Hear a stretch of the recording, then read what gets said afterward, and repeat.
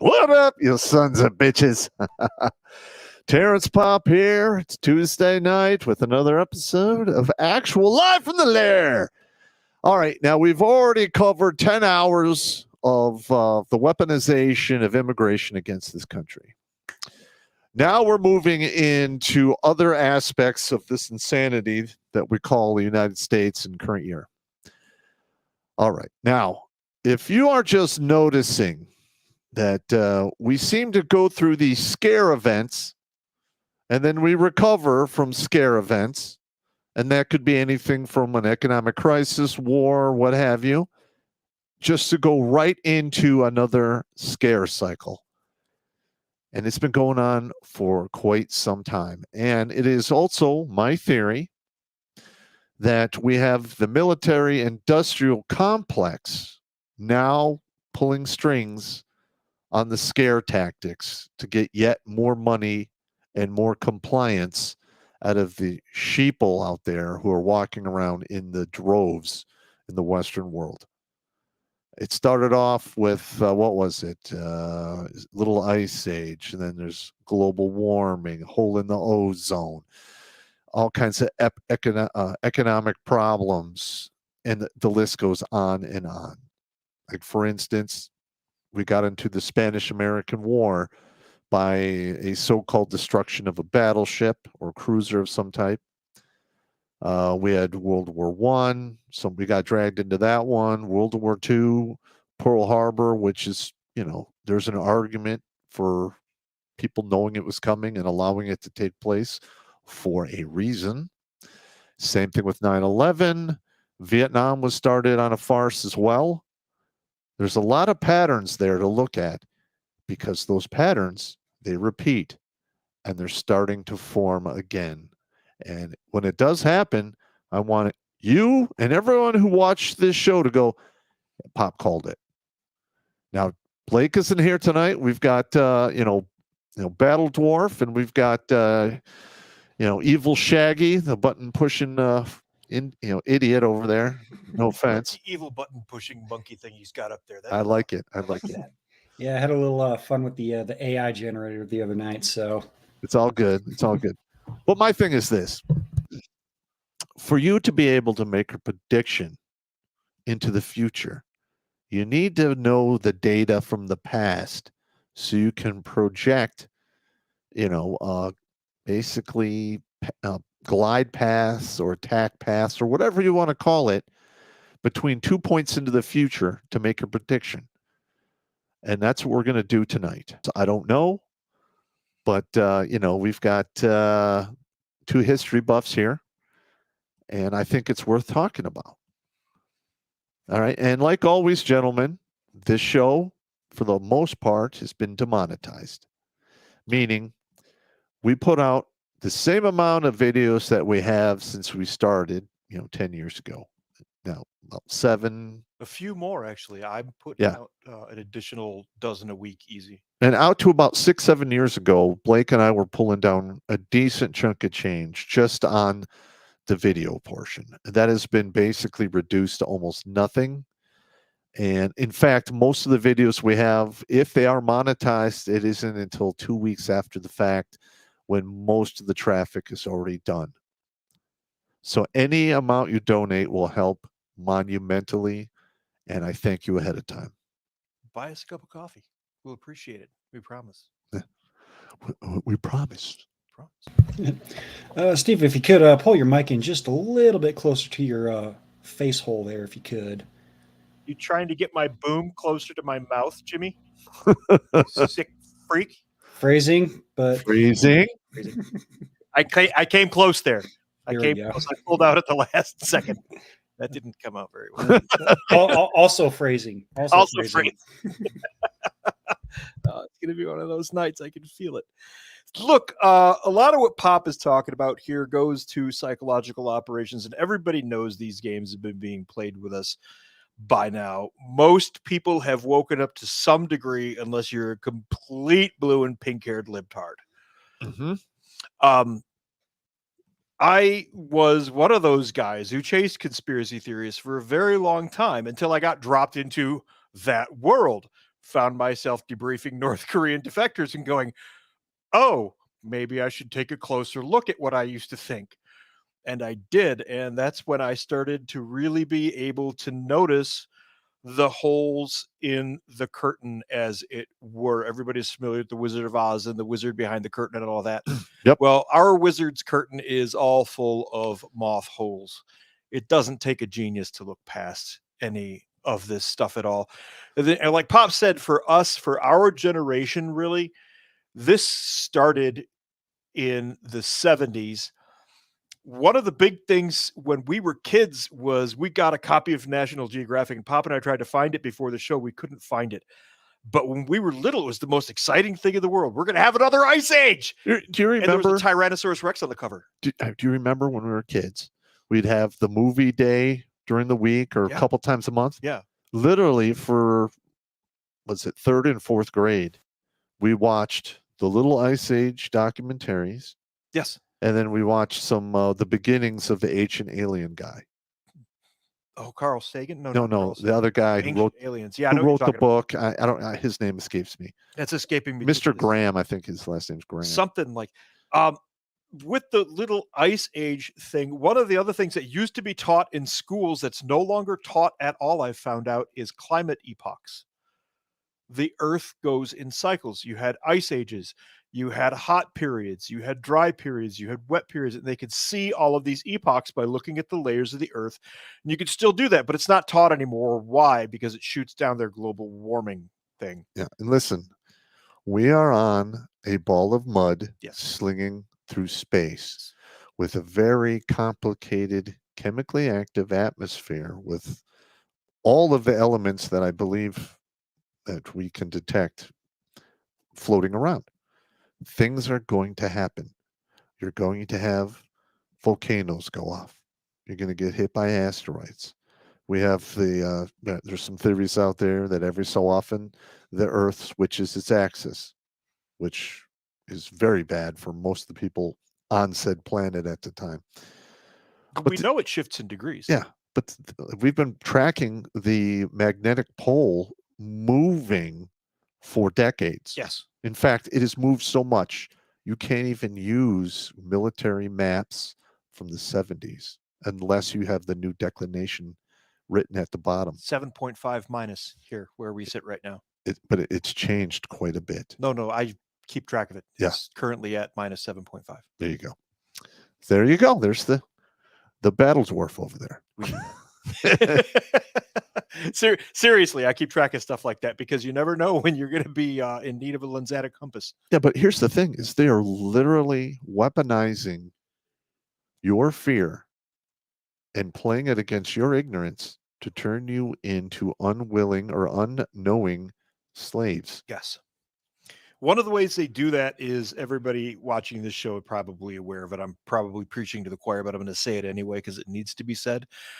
They use Hollywood movies in conjunction with these studies.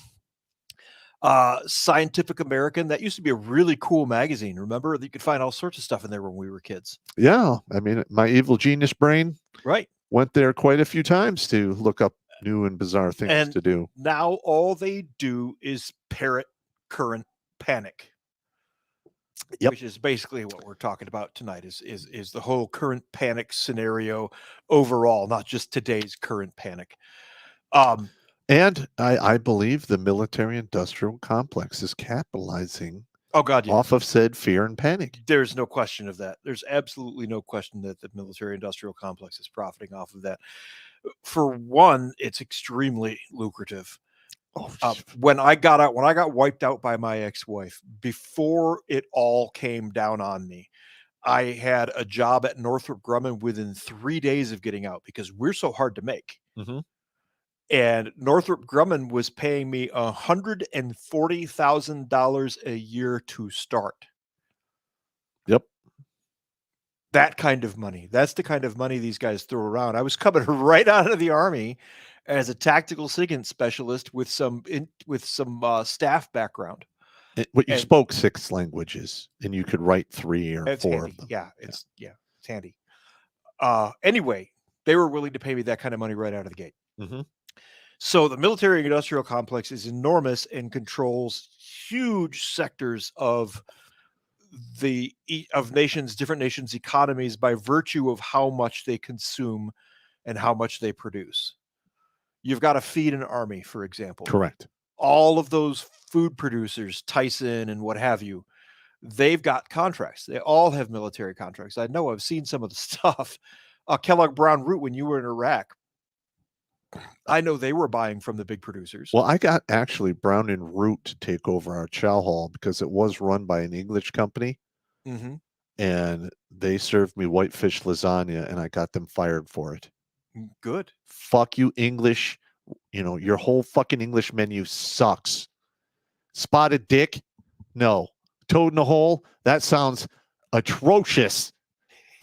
Eat a dick. No, eat I all love- the dicks. I love Toad in the Hole. Though. No. Bubble and Squeak. No. Big fan of Bubble and Squeak. Bangers and mash. I'll take it.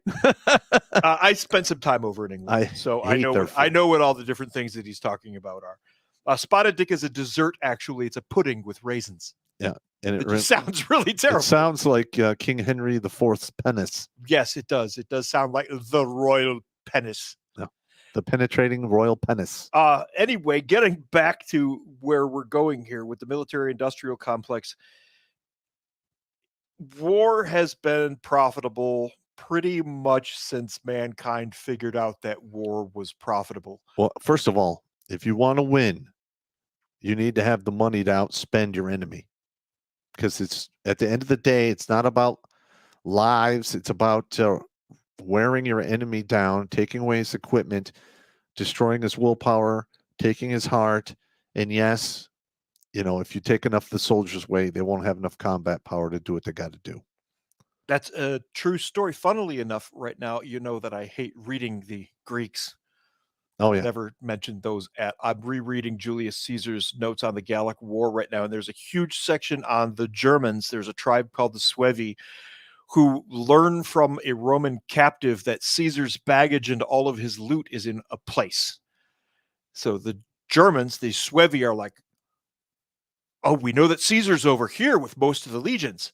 Let's go sack the baggage caravan. And it is, of course, a trap. And their greed lures them right in, and they get their asses handed to them. And it's fascinating reading, but it goes exactly to what Pop's talking about. You've got to have the resources. And if you have enough resources, you can then even lure your enemy with those resources, which is to his gave an example of that. Death. Yes. And they'll do it. They'll do it almost every time. Mm-hmm. Almost every time. If they think they can get away with it, they'll do it. Or you get particularly bad examples of, we have a whole lot of loot and a whole lot of weapons. Let's build a Maginot line. Oh, yeah. And then the Germans That's stupid. just walked through Belgium. They just outmaneuver you. Yeah. So you can't be stupid and have a lot of loot. That doesn't help. You can be smart and not have a lot of loot, but you can't be stupid and have no loot or a lot of loot. Those combinations do not work. One of the things the military-industrial complex did learn, and yes, it is them, because you see a lot of the funding come out of, well, DARPA, who gets their funding from your own federal government, from the State Department, which is a great deal of fun. Yep. I've been involved in a couple of DARPA projects. All of the AI shit that's going on right now, I worked on one of the first auto data miners back in 2001, I think it was. I can't go into detail, but we worked on an overseas project that was basically a rudimentary AI that combed through hundreds of data feeds that you could access information from like this. And it revolutionized reporting in that area. Well, when before spamming was made illegal, I used to run a spamming business out of my basement. You're a dick. And I actually used to have some of those computers that would sniff out, email addresses and what have you. That technology came from what I was doing. Yes, but I know exactly what you're talking about because I used it. Yeah. Of course, it was nefarious purposes, but I'm an evil genius. So that's what we do. That's fine. These things are going to happen. Anyway, the military-industrial complex rapidly learned that they could get into the education game and create the children that they needed in order to have the adults to feed their machine. And as rough as it is, and I spent 11 years, Pop spent 33. He and I both served with integrity, firmly believing in what we were doing. We did. I know I did. I won't speak for you. He did too. There, he said it too.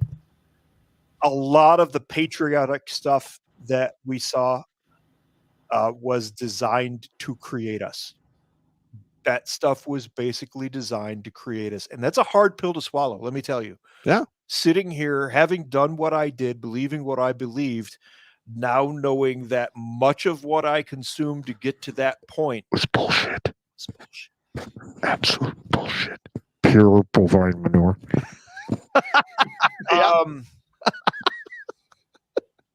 It's a hard pill to swallow. It is. It It's is. a very, very tough pill to swallow. And here's the funny thing. If shit got really bad and I get called back into the service, I would still honor my oath to the best of my ability, depending upon, how I felt about the people above me. If I think that they're totally off the reservation, then, I probably would just show up and sit down and be completely useless. But I would still show up. Dude, we were NCOs. We know how to Yeah. really mess things up. If I we know how want to. Yeah, I know how to play the system. And actually, I need to do the Administrative Violence Military Edition because there's a lot of guys out there who are lost in the sauce and they need to know how to defend themselves from the big weenie. Yeah. Yeah, the classic shell game that the street hustlers, you can do that with connexes. Yes. I've seen that done with connexes. It's very unpleasant. That's another story. That was the result of a stupid lieutenant. He got a bunch of shipping manifests backwards, and the connexes came in the wrong order or sequence or something. And when they opened them up, everything was not there. But it was there, but it was just over there. No, I knew that it was over there. You get the idea. Look, I have seen the Nightmare Connex being opened. Yeah. My old company commander, Donahue, first lieutenant, he's got his clipboard. Break the band. And we open up, and this wave of furniture and paper and other office supplies floods out in the parking lot. He literally is like, writes at the top, I'm fucked, signs it, and then just walks off. That's beautiful. And I'm like, sir, where you going? Beautiful. He's just like, I'm done. He lights a cigarette. Yeah. And I'm like, okay, I guess we got to unfuck this. All right, you, let's get through this and see what's going on.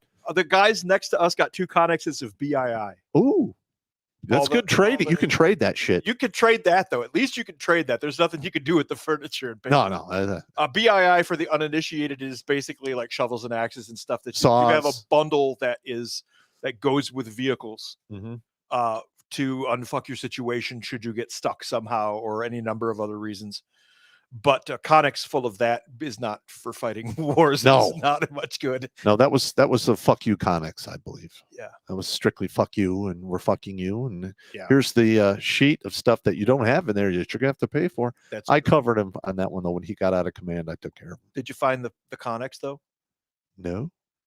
See, we found ours. They were just, it had been shuffleboarded. The Butler building, where it was all supposed to be stored, had an unsecured door. Oh. And if the building's unsecure, you really can't go after people for stuff that's missing. So things happen. I don't know. Evil hairless monkey stuff. Who knows? Wow. But, I got him. He was supposed to have $168,000 of liability. It went down to $2,300. See, one of our systems can cost $3 million. Yes. Some of the stuff that we worked with. But, literally, he called me up. He goes, I'm fucked, man. This is the end of my career. And I'm like, absolutely nightmare fuel. Scan me the hand receipt. I'm like, this is bad. There's a whole pallets of computer shit. Never showed up. Mm-hmm. Oh, yeah, you're royally fucked, sir. Let's see what I can do for you. Oh, my God. All right, let's move on. We're moving on. Too much Army stories. We got straight down the rabbit hole. Okay, so in the 70s, it was global cooling. They were really telling us all we were going to have an ice age. And when we were little kids, we thought that was great. They're like, by 1990, it's never going to go above 55 degrees. Yeah, ever again. Yeah, I'm like, we're all like, what the fuck are you talking about? No, I thought that was great. I loved winter. I'm that kid. It didn't really bother me. I just remember it happening and them telling me that. Mm-hmm. And then later on, it was global warming. And I'm like, in the 80s. That happened. Wait a minute. In 1991, Al Gore released his book about how we were all going to die and the glaciers were all going to melt. And all of the glaciers were supposed to have melted by 2000. Yes. And then it was 2011 and so on and so forth. The pattern of gaslighting is pretty damn obvious. It's strong with this one. Thomson Peterson of the National Climatic Data Center surveyed dozens of peer-reviewed scientific articles from 1965 to 1979 and found that only 7% supported global cooling, or only 7 articles supported global cooling, while 44 predicted warming. Now, here's the thing. Peterson says 20 were neutral in their assessments of climate change. What started to really happen around 1979 and culminated in 1992 when the Berlin Wall came down? Well, there was Afghanistan. Worldly, bigger scope here, larger, huge tracts of land. Tracts. I don't know. Soviet fell. Okay. That started with their war in 1979 when they just burned through a tremendous amount of assets in a country that eats armies. That would be Afghanistan. That would be Afghanistan. Alexander the Great, 369. We fall into that trap as well. Same trap. Yeah, same trap. Afghanistan is a nation eater. It even got Alexander the Great to an extent. Correct. He literally thought it was such a fucking shitty place. He just marched on right through to get to India. Correct. That is correct. And Homer wrote, "Don't bother with Afghanistan. There's nothing here." Yes. Homer was his scribe at the time. It was a shit show way back in the day. That's correct. So the Soviet Union comes apart at the seams officially by 1992. Now that's when global warming started. Here's the thing that a lot of people don't know. Yeah, we've got listening stations everywhere. We've got them. The Soviets had them. We had them on our subs. They had them on their subs. The sub wars from the 70s and 80s are. If you ever read any of those unclassified reports, wow, that's some good reading. Playing chicken 800 feet under the sea in a 140-foot long torpedo. Armed with torpedoes. And nuclear missiles. Yeah. Yeah. We didn't plan that, by the way. No. That just happened. Sorry. Anyway, fascinating reading. One of the other things that we and the Soviets both had, and a lot of nations had, but the Soviets had the most, were weather stations. Mm-hmm. And the Soviets had those weather stations all up around the Arctic, and a lot of them in the Antarctic, wherever they could get them. Many of their weather stations were in cold weather areas. So it's true. Mm-hmm. They have that huge swath of Siberia and the Arctic up there. Yeah. Tons of weather stations in there. All of those, they reported that data. They didn't care. It's just weather. Mm-hmm. So universities would gather that data, and that was the very beginning of real weather reporting. Global temperatures weren't seriously reported until around the 1960s. So when they say it's the coldest winter in 200 years, you're fucking lying. Yeah. Because you're reading the old Farmer's Almanac, going back and look at the record. The guy says it was this temperature there. Okay, that's fair, and I'll accept that. But overall, globally, get out of here. That didn't even start until the 1960s. Correct. 92. When did the hole in the ozone? I started hearing about that in the 80s. That was late 70s, and it was hairspray causing that. Yep. Aquanet superhold caused the ozone to deteriorate. Refrigeration. Yes, chemicals. and refrigeration. They've been going after refrigerators for a while. They're going after refrigerators again right now. Mm-hmm. They're not going after Aquanet Superhold right now because hair metal is out. I would really like some good Def Leppard and Quiet Riot to replace the garbage that's out there right now. Correct. Sidetrack. The Soviet weather stations in all of those areas went silent. So immediately, all of the weather data went average. Whoa, look how warm it is. And they're capitalizing on that. Correct. This is where the global warming scare comes from. And why are they capitalizing on that? Because they can scare you, yes, channel you, and milk you for all you're worth. Yes. And they have even been caught putting temperature sensors, now that all of those Soviet ones are down, they'll put them in the middle of the Bronx in New York, where the sun has got like X number of hours of just baking all of that concrete and asphalt. Mm-hmm. And they'll put it on airfields where it's still black tarmac airfields. And that's going to cause the temperature to skyrocket where that sensor is. And they put it close to the ground instead of up where it's supposed to be to get the actual temperature. I mean, if you look at the cycles, yeah, we're technically supposed to be in an ice age right now, and we're not. We're supposed to be.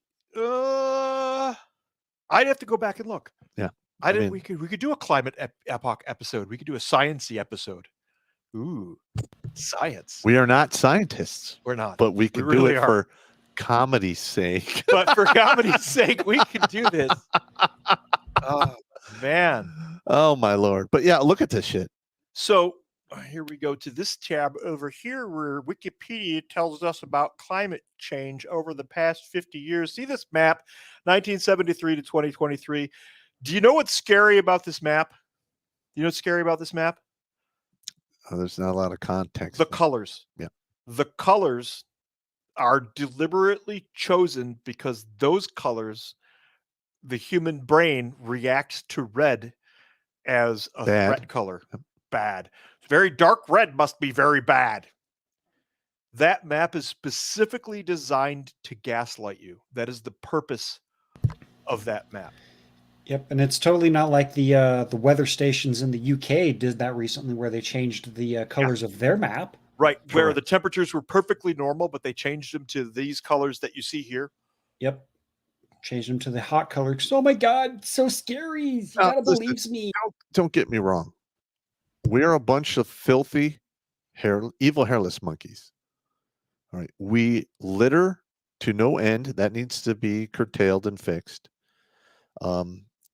We do have too many human beings on this planet. And guess what? Once Mother Nature has decided she's had enough of us, we will get flicked off this planet like a dry booger. That is exactly the point. Everybody is always, the mankind is ruining the world, blah, blah, blah. The Earth has proven time and time again that if the Earth doesn't want you there, she's going to roach your ass. That's right.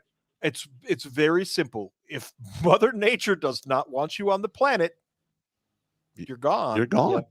You're gone. See, nothing we do or do not do is going to change that.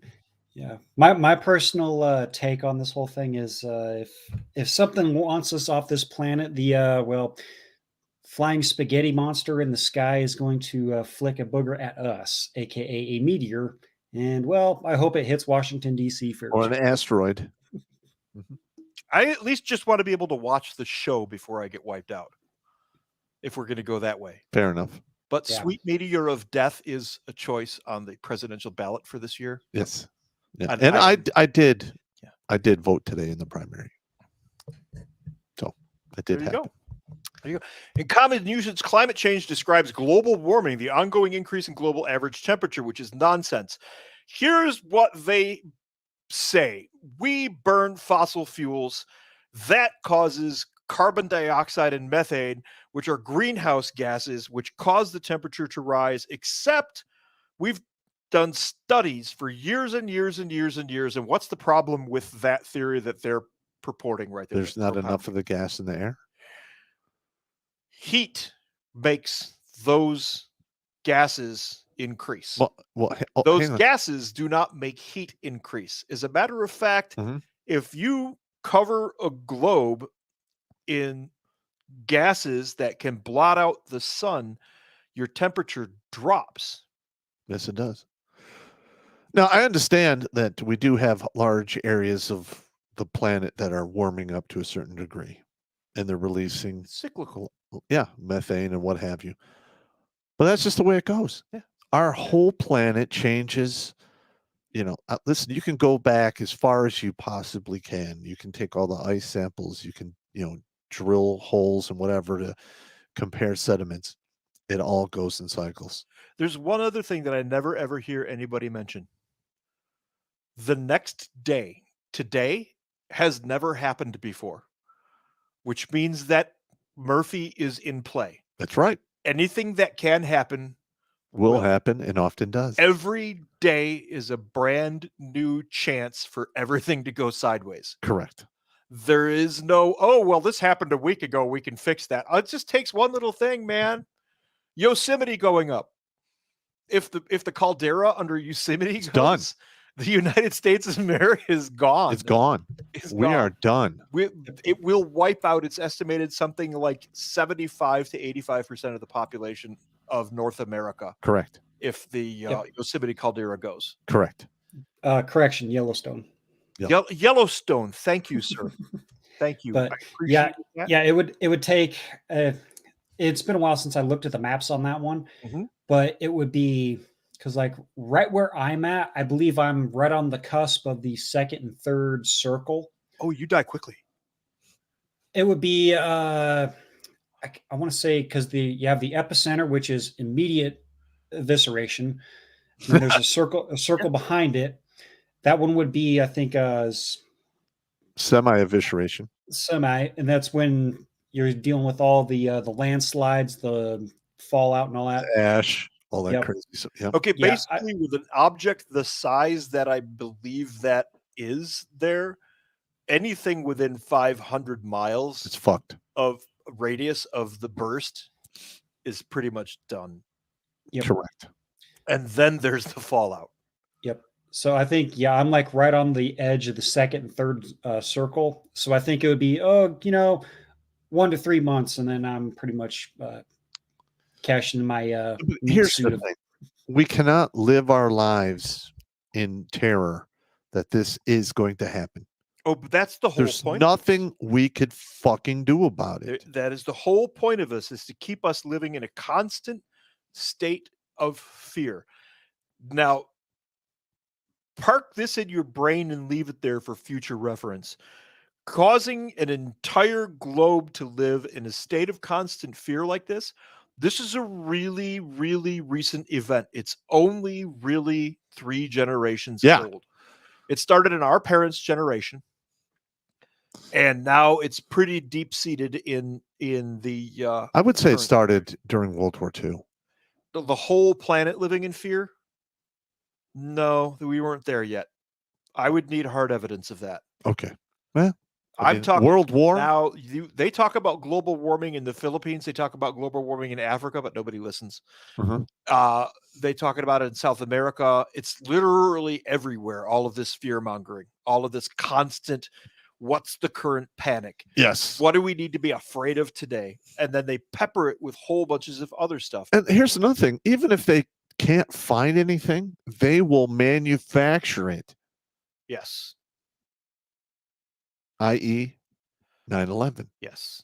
Let's not get too far ahead of ourselves. I know. I'm sorry. That's okay. That's one of my pet peeves, man. That's okay. I understand. It's one of my pet peeves as well. I was at the end of an airstrip within 45 minutes when that fucking shit happened. Yeah.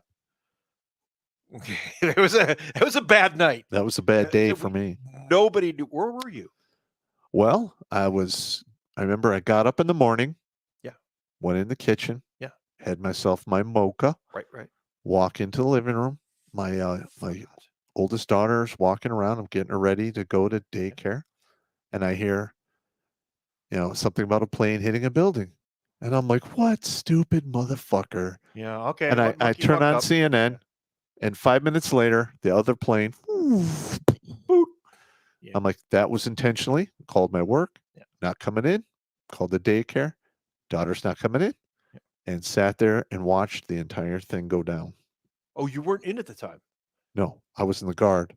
Okay. But everyone in my platoon called me to check in. Oh, yeah. Kill sheet. Yeah. They're all like, hey, Pop, what's going on? I'm like, stay by the phone. Stand by.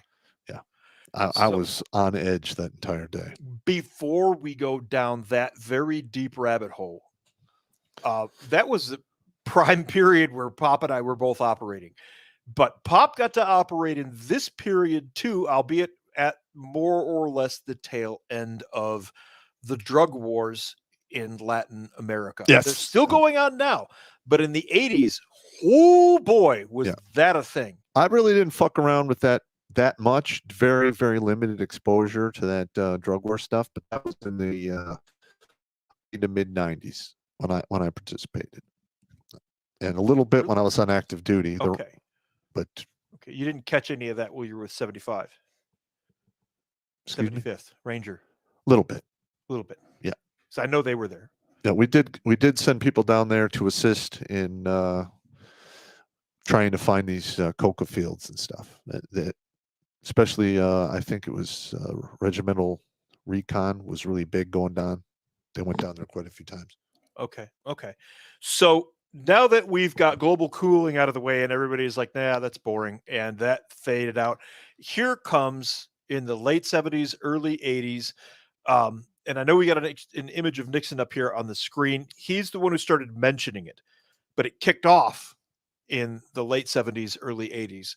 And there was this, oh, America's going to be flooded with drugs. Don't do drugs and blah, blah, blah. And Nancy Reagan is just saying no. And they pumped tons of money, and the industrial war machine went, oh, dude, this is going to make us so much money. Yeah. And to the point where, and a lot of good stuff came out of this. Some sensory equipment came out of these actions that I got to use that was really, really good stuff. There's so much I can't talk about. I hate that. I know. I hate going, oh, this is really cool. Ah, damn it, NDA. Listen, I have a couple NDAs I have to deal with myself. Yeah. They suck. They suck.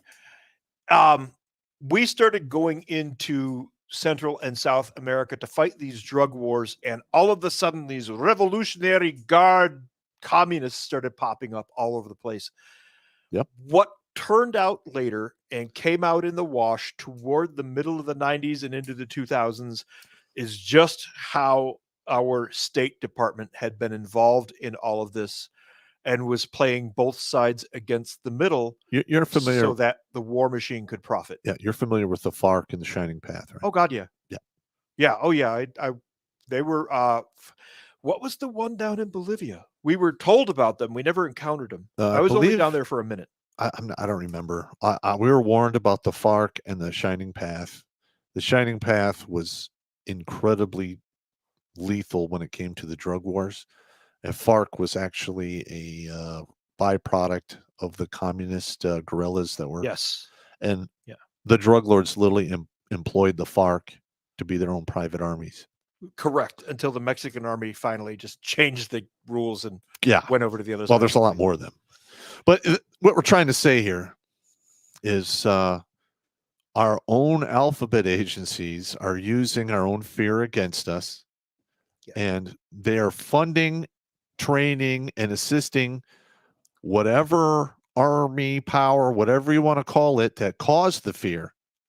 So they could, it's like a vicious cycle. They're paying for the shit to happen. They're doing it, causing more fear, thus getting more money. It's like a never-ending feeding loop upon itself. Now, this huge industry stemmed from the initial efforts of what we called Christians in Action when we were overseas in Southeast Asia. And there's actually a really good movie about a New York heroin dealer who was getting shipments out of Vietnam. Hmm. Do you remember? Did you see that movie? You know what I'm talking about? I've heard about it. I can't remember the name of the movie. Was it The French Connection? No. It wasn't The French Connection. This was American State Department guys working with a couple of Air Force and Army guys, packing coffins with our guys in them full of drugs, high-grade Thai and Vietnamese heroin. Hmm.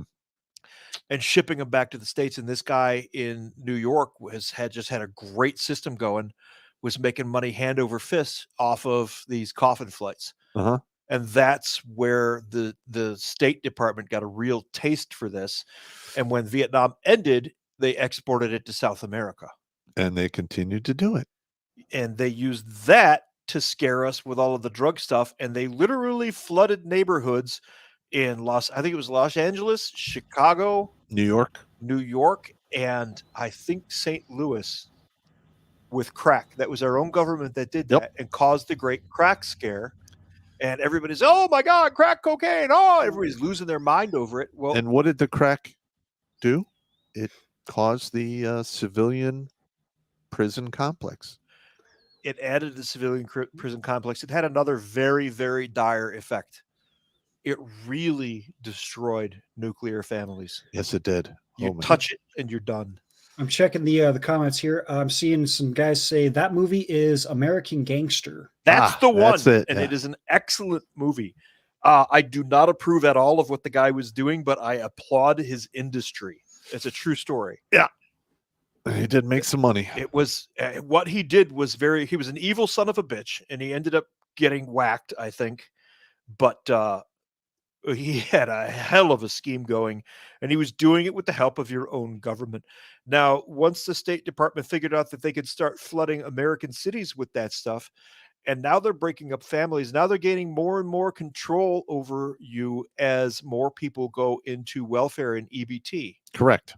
Now they've got control of you there. If they turn that off, well, your kid starves. Now that's an additional level of control. This is insidious stuff. Everybody says, "Oh, this is conspiracy theory." We can show you all of it. And we literally have a large portion of our population who's been brainwashed to have even yet bigger, more controlling government. Yep. I mean, come on. Yeah. I mean, we're already getting ass raped with taxes at every fucking angle you can possibly imagine. Yeah, absolutely. Yep. I actually just cracked open my W-2 the other day, and well, let's just say I had to go to bed with a couple extra sips of whiskey to calm down the anger and pain I of got how you. much they stole from me.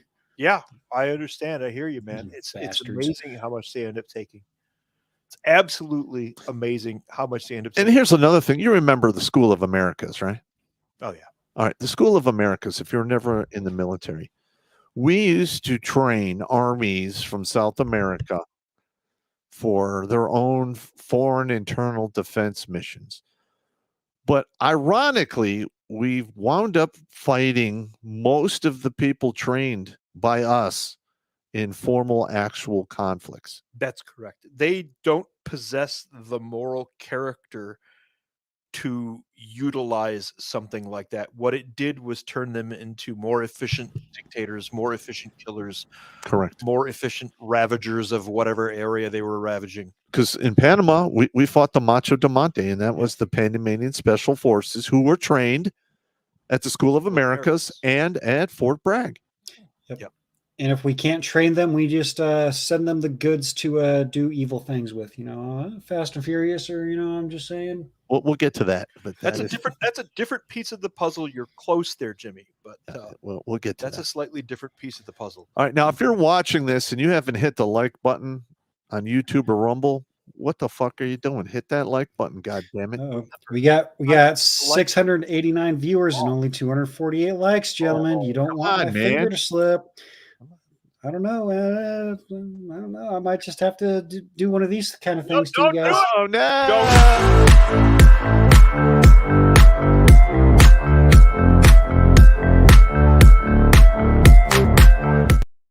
I hate you. I hate that bitch.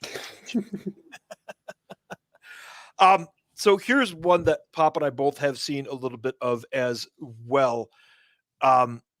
We started, and this one goes back to 2008. This is a more modern one, but we started in Africa back in the 70s. Anybody says anything different is blowing smoke straight up your ass. That whole area, control of the Mediterranean from the African coast, has always been a key objective. And our little State Department decided they were going to go in there and rile up certain groups. You've seen the stuff that happened in Libya around 2013. Well, that had been going on for 40 years already. Not to that extent, perhaps, but definitely in other locations. Tunisia, French Congo. Yeah. We had guys down in Congo for whatever reason. Nairobi. I remember guys coming back in the when I first went in 94, guys coming back from places in Africa. I'm like, what the fuck are you doing? You remember the Oh, movie Dogs of War, right? Yeah. And then there was a couple other ones during the 70s and early 80s. There was whole mercenary armies operating in and around Africa from various Western nations. And British Rhodesia did not fall until 1976. Correct. And that was an entire down in Southeast Africa, I want to say Rhodesia. Zimbabwe. It's called Zimbabwe now. Yeah, it was Rhodesia back They're then. begging for white farmers now because they good luck made a with that. mistake. They didn't know that the farms didn't just grow food. Anyway, we've been down there that entire time. Here comes the gaslighting there. They need more funds in there to fund their African, whatever the hell they're doing. So now we're going to make you sad and upset and gaslight you about starving African babies. Now we're going to take all of your money and just beg you for more money for starving African babies. That will make yet more starving babies. Yeah. It's a never-ending cycle, and Sam Kinison handled it best with his comedy routine. You see this? It's sand. You know it'll be in 100 years? Fucking sand! Yeah. I love that routine. Yeah, that's absolutely true. And we don't live there. Yeah. Because you can't eat sand. But my thing is this: is we have all right. Let's just wrap our head around this real quick. All right, so we left Iraq. We left a bunch of shit behind there. We left Afghanistan and left enough shit behind to literally turn a shitbag country into a top 10 world power army. Just left it behind. No, we left the equipment to do that there, but the people were not there to do that. No, I'm just saying. Anyway, yes. And now we set up, because of fear and whatever, we have bases all over Northern Africa droning people on the regular. On the regular. Yeah. I don't remember ever hearing about anything resolution to make this happen. They just fucking did it. That's where we are right now. Now, you and I have both been to schools at Huachuca. Were you able to see some of the stuff that went on toward the western side of the base? Say again? Huachuca. No. The western side. No. There's a couple of airstrips out there, and they tested a lot of the drones when I was in. This was 20 years ago. We saw the initial stuff, the Predators and the Reapers that were going up. When I was there at BNOC in 2003, like, oh, that's really cool. I saw all those in Iraq in 2004 when I was there. You're welcome. Uh-huh. Those things are run by a guy sitting in a bunker in Nevada with a joystick playing a video game, and they're indiscriminate, and it is one of the most terrifying weapons. If I could take a weapon off of the board and say, we can't use these, it would be remote flown drones. With the Hellfire missile? Yes. Yeah. That is too much power to give to a guy who sits in a phone booth. He's in a phone booth in a bunker. In a phone booth in a bunker, playing, for his purposes, a video game. And I know one of the gaslighting things that came out of this whole era that we're talking about right now is one that I worked with the all-powerful NSA, which is not as all-powerful as you would think. They like to use this fear too, and they made a bunch of movies about it. Enemy of the State was my favorite. Yep. Will Smith and Gene Hackman. I love that one. Yeah, Gene Hackman's character. Yeah, right. Yeah. That's my MOS. Yeah, the Faraday cage guy. We all went and watched that movie, and we watched it as a comedy and laughed our asses off. We wish we could do those things. My God, I wish. Reroute a satellite. No. You're not doing that.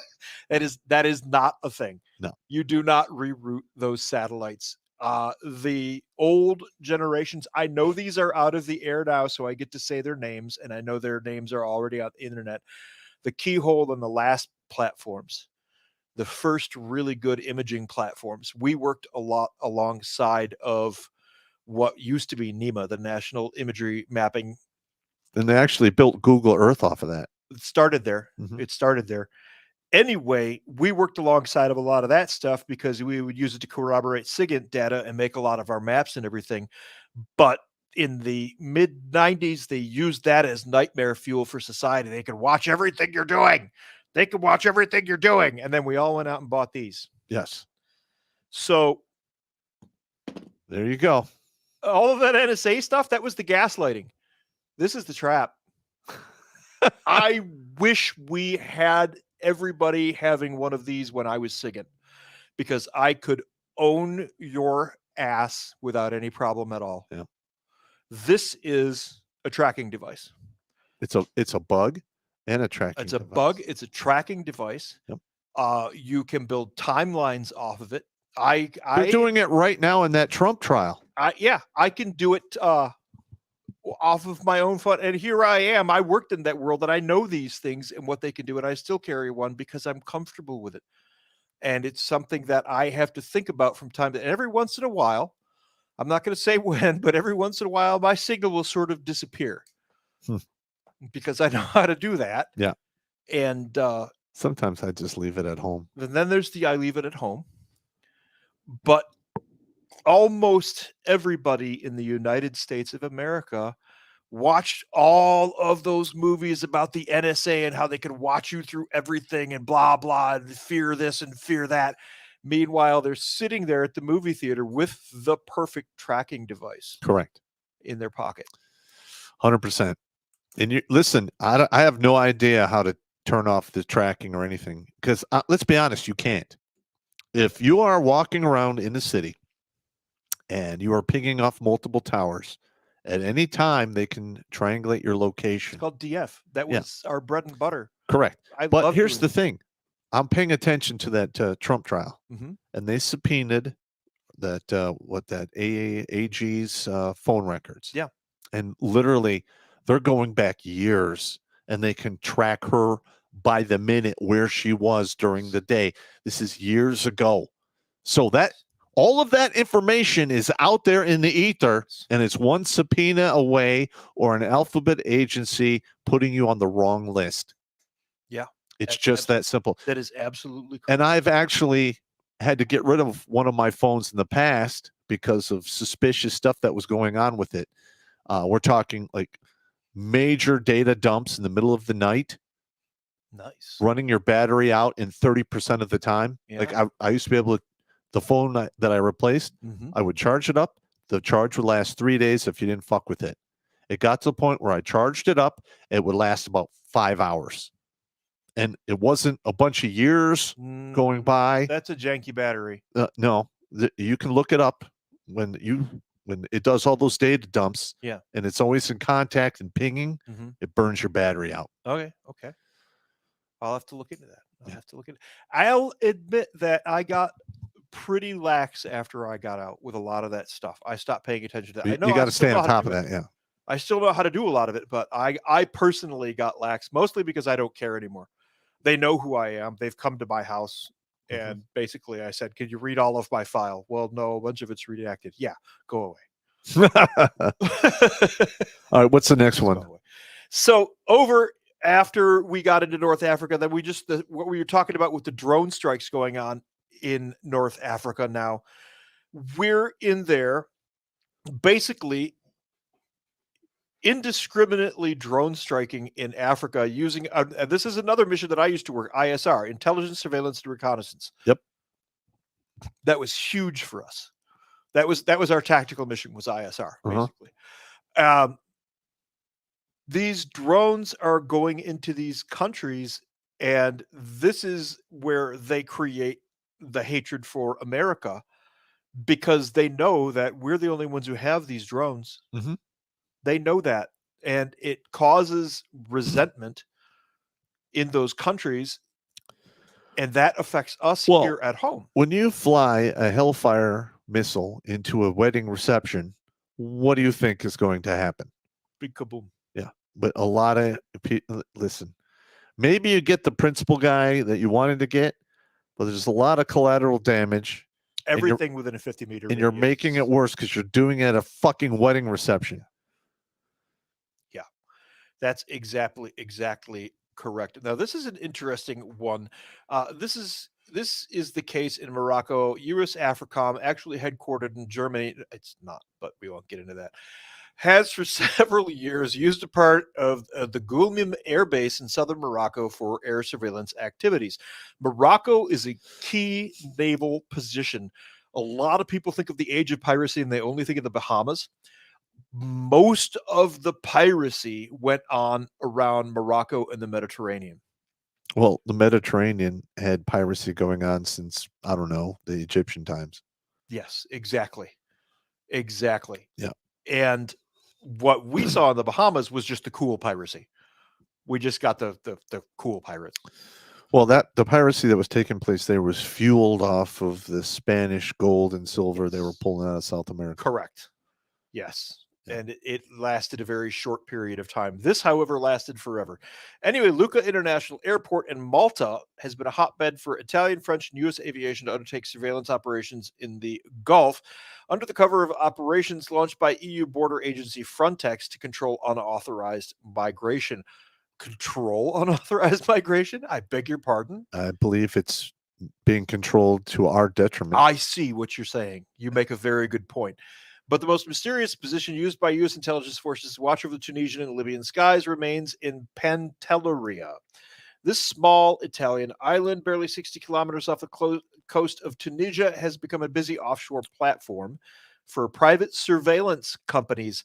What were we talking about at the beginning of the show? Ooh, yeah.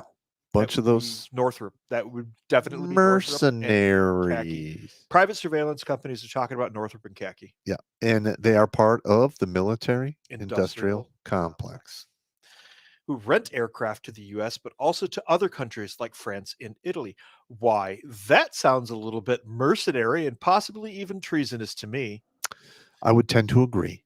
Under the cover of generic names like CAE Aviation, oh, I know who you are, whose Fairchild Merlin 3 propeller reconnaissance aircraft, otherwise known as an RJ-12, crashed in Malta this week, allegedly with French spies on board, or aircraft logistics groups. I know who you are too. They spy both day and night over Mount Chambai in Tunisia and the surrounding villages Misrata in Libya. The Rota and Maron bases in Spain. Rota was the duty station. Everybody wanted Rota. I never got anywhere near it, but that was like the station. But the main reason this is happening, it's the justification, if you roll it back to when it started, was 9/11. They literally used 9/11 to unleash the military industrial complex on the entire planet. And now it's running amok, doing its own thing. We're droning people all over, North Africa.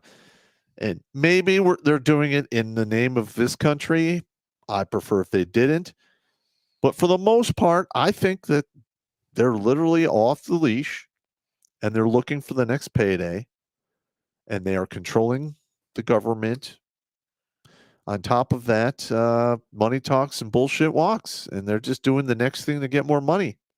Can you see what's on the screen right now? I've talked several times about having gone down into that part of the world, and I had not pre-read this article beforehand. Here is also the case for Algeria.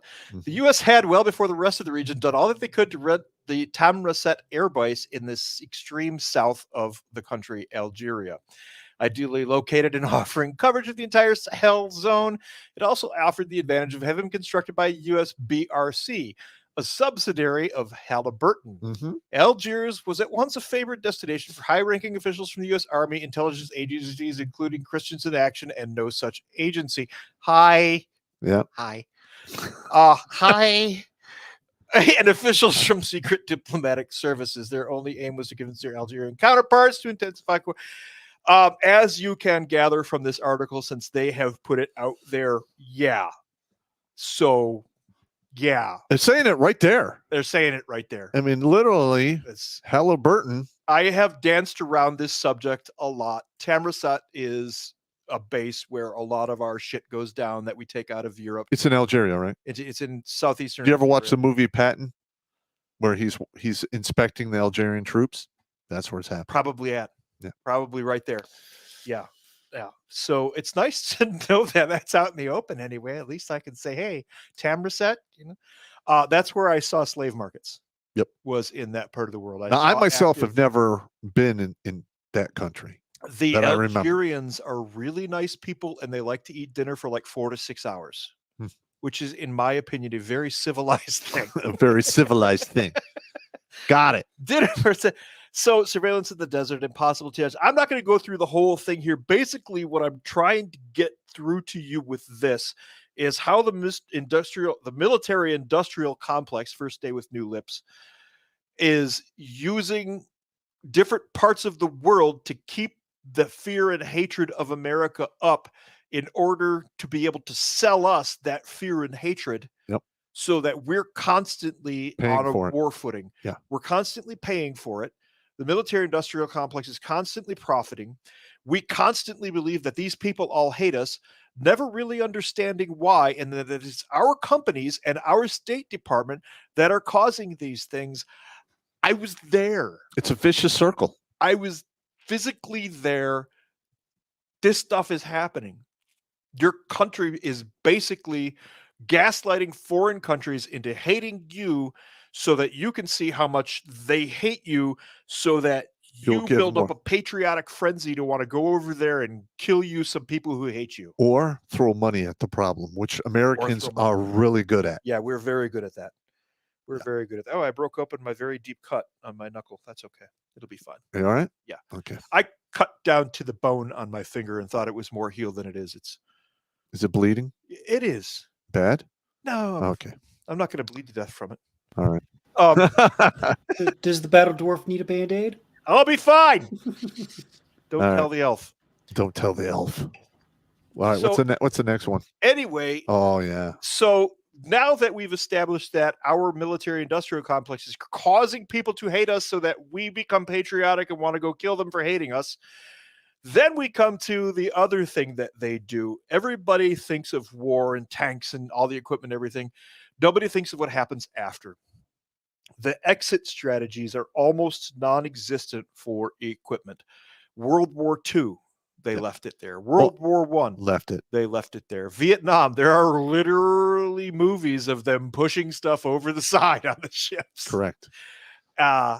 And in both Iraq and Afghanistan, we walked away from so much equipment, and you paid for all of that equipment. Your tax dollars paid khaki, paid Northrop Grumman, paid GM, paid Ford and Chrysler to build a lot of those. to build all of these Yep. things. Who's the company that builds the engines? Not Sikorsky, but there's another one too. Bell? Bell, I think Bell. Yeah. I think it's Bell.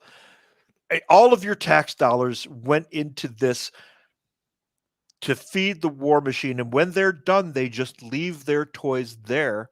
And then a bunch of your toys, of their toys that you purchased for them, come back to kill you and people you know on the border because they get sold to the cartel. Because as Pop and I were discussing before this started, a lot of times the places like Afghanistan and Iraq, they're not technically proficient.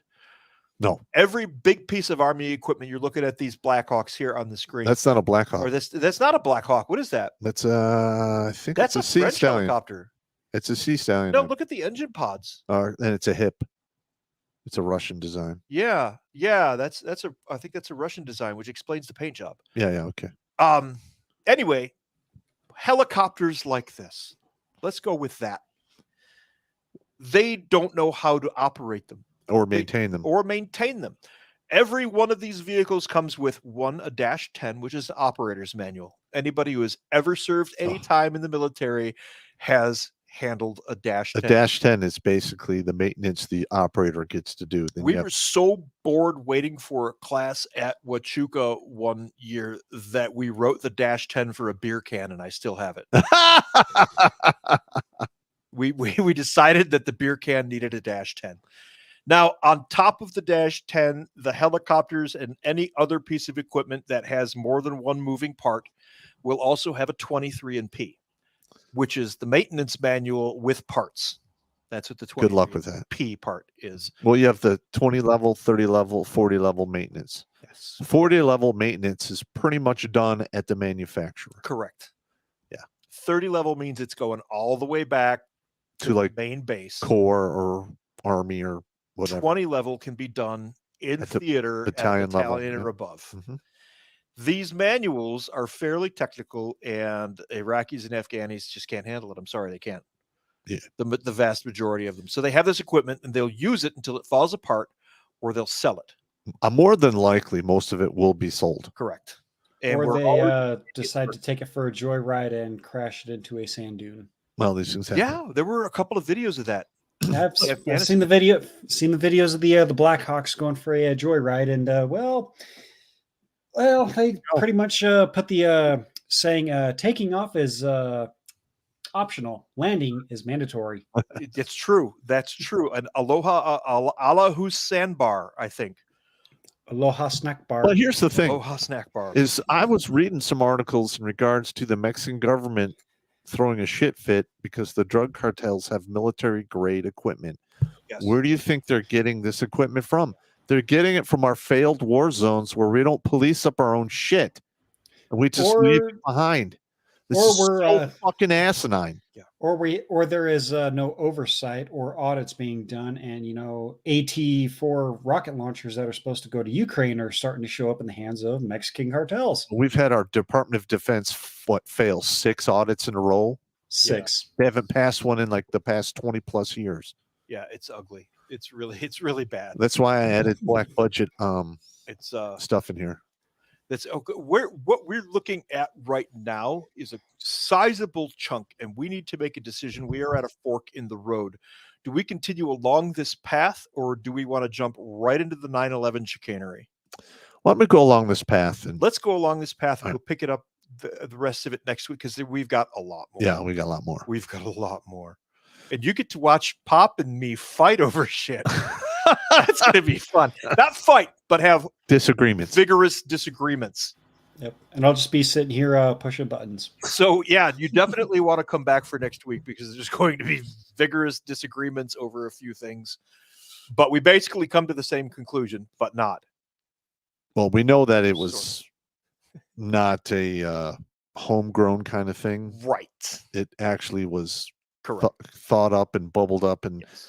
and herded along the entire fucking thing until it got to where it needed to be. It's going to be a lively discussion. Meanwhile, chart of the week, the black budget. Top five agencies by spending: Christians in Action, No Such Agency, NRO, National Geospatial, otherwise known as NEMA, and the General Defense Intelligence Program, which is a new one, relatively speaking. That formed shortly after I got out. Well, the geospatial one, that grew just NEMA. 108%. Oh yeah. They had almost no budget at all when I was in. Yeah. And then right around 2000, they reflagged as NGIS in 1999. Uh-huh. I was pulling data. I still have a couple of discs of data from them, like today, now, at the house, that are just so old that they're unclassified and useless, because nobody can read that kind of data anymore. I don't even want to And know would about it. be- But yeah. the 56% for the SIA. Yeah. They literally added 56% to their goddamn budget. Yeah. Where is this money going to, and who's actually auditing this? It is, as we all know now, going to enriching people. Mm. I am pretty convinced that Christians in Action at the highest levels is basically just a mafia now. I think it is basically just a mafia. I don't think it acts on behalf of anybody but itself. Nope. I think it acts as an enforcement arm for the element of the federal government that is now just a mafia. Well, do you remember during the Clinton term, they actually outed a couple CIA individuals?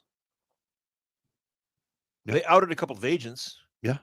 That is a political convenience. Well, first of all, that's a big no.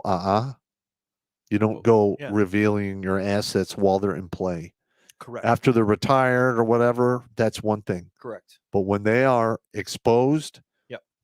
At the complete mercy of foreign governments, and then you start dropping names to get these people fucked up, that is a problem. 24 years ago, a certain individual in the federal government that is now deceased, who may or may not be named Madeleine Albright, was in discussions in Korea with elements of North Korea, and in order to puff her own hairdo and ego, she made a couple of comments that could only have come from a certain set of data.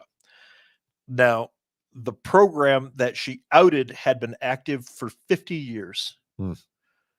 And when she did that, the program went completely dark within 18 hours, and at least 8 people that I know of just disappeared.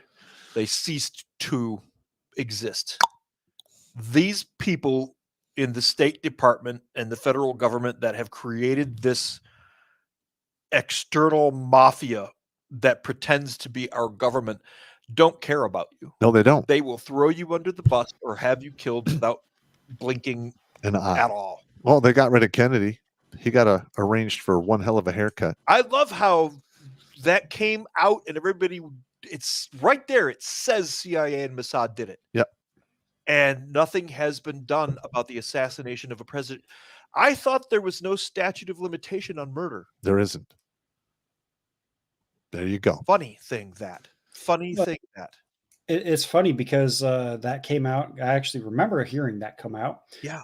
But it was the population, the American population was just so inundated with story after story, event after event. They were just oversaturated with bullshit. That's why they released it the way that they did Yep. when they did. And they've been That's doing that not for by a while. coincidence. They literally have been slow rolling the truth so nobody notices it.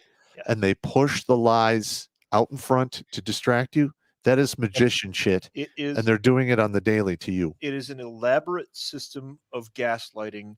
It is a favorite technique of the PSYOP guys from Christians in Action. Uh-huh. And I believe I've discussed it on the show before. It's called the Alice in Wonderland technique. And what it is they usually do this to one guy that they're holding, or a couple of guys. They make your life so bizarre and so weird and pretend that everything is normal until you start to go along with their shit, hoping for a glimpse of normality and reality. Does that sound familiar? All of a sudden, girls are cutting their breasts off to become boys. Boys are cutting their penises off to become girls. Mhm. And that's totally normal. It's always been normal. What's wrong with you, you strange bigot person? Yeah. Istophobe igotist. I am an istophobic igotist. I Yeah. am very. Just I'll take all the names. I don't care. I'm just telling you the truth. And if my reward is to be labeled with some stupid name, then so be it. Bring Yep. it on. I'm done. I'm done worrying about that anymore. Yeah, me Call me too. whatever you like. Whenever the left comes up with their new, hate word to describe people, like just give me the bigot badge. Let me put it on my sash. Let me go about my day. It is hand in hand. It's the ugly twin sister of the current panic. Mhm. It's the current hate. But also, like, you look at these alphabet agencies here, Yeah. you see that they have their budgets are growing, quite astonishingly. Yeah. And I know the CIA and the FBI and maybe NSA have done experiments or studies on our soil that have negatively impacted our citizens, and fuck all was done about it. I can That actually doesn't scream. They don't give a fuck about you. I don't know what does. Okay. I can actually think of a recent event that perspired with another event.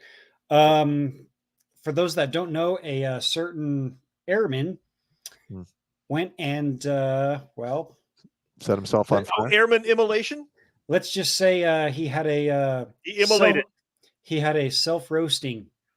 Yeah, I saw that video. That was pretty sad. Yeah. Yeah, that was pretty sad. But information came out that says that he supported Stop Cop City, tried to become part of Antifa and all this other leftist-leaning socialist bullshit. Well, let's just say some people that supported his decision and defended his decision because that's what heroes do. They literally had a rally where one guy got on the microphone, of course, supporting Palestine and all this other stuff, saying this lefty protesting is not working anymore. We need to actually go out and get guns. We need to flip shit up. We need to fucking do shit. He's Now, calling it the Bolshevik Revolution. those are his words, not mine. Yep.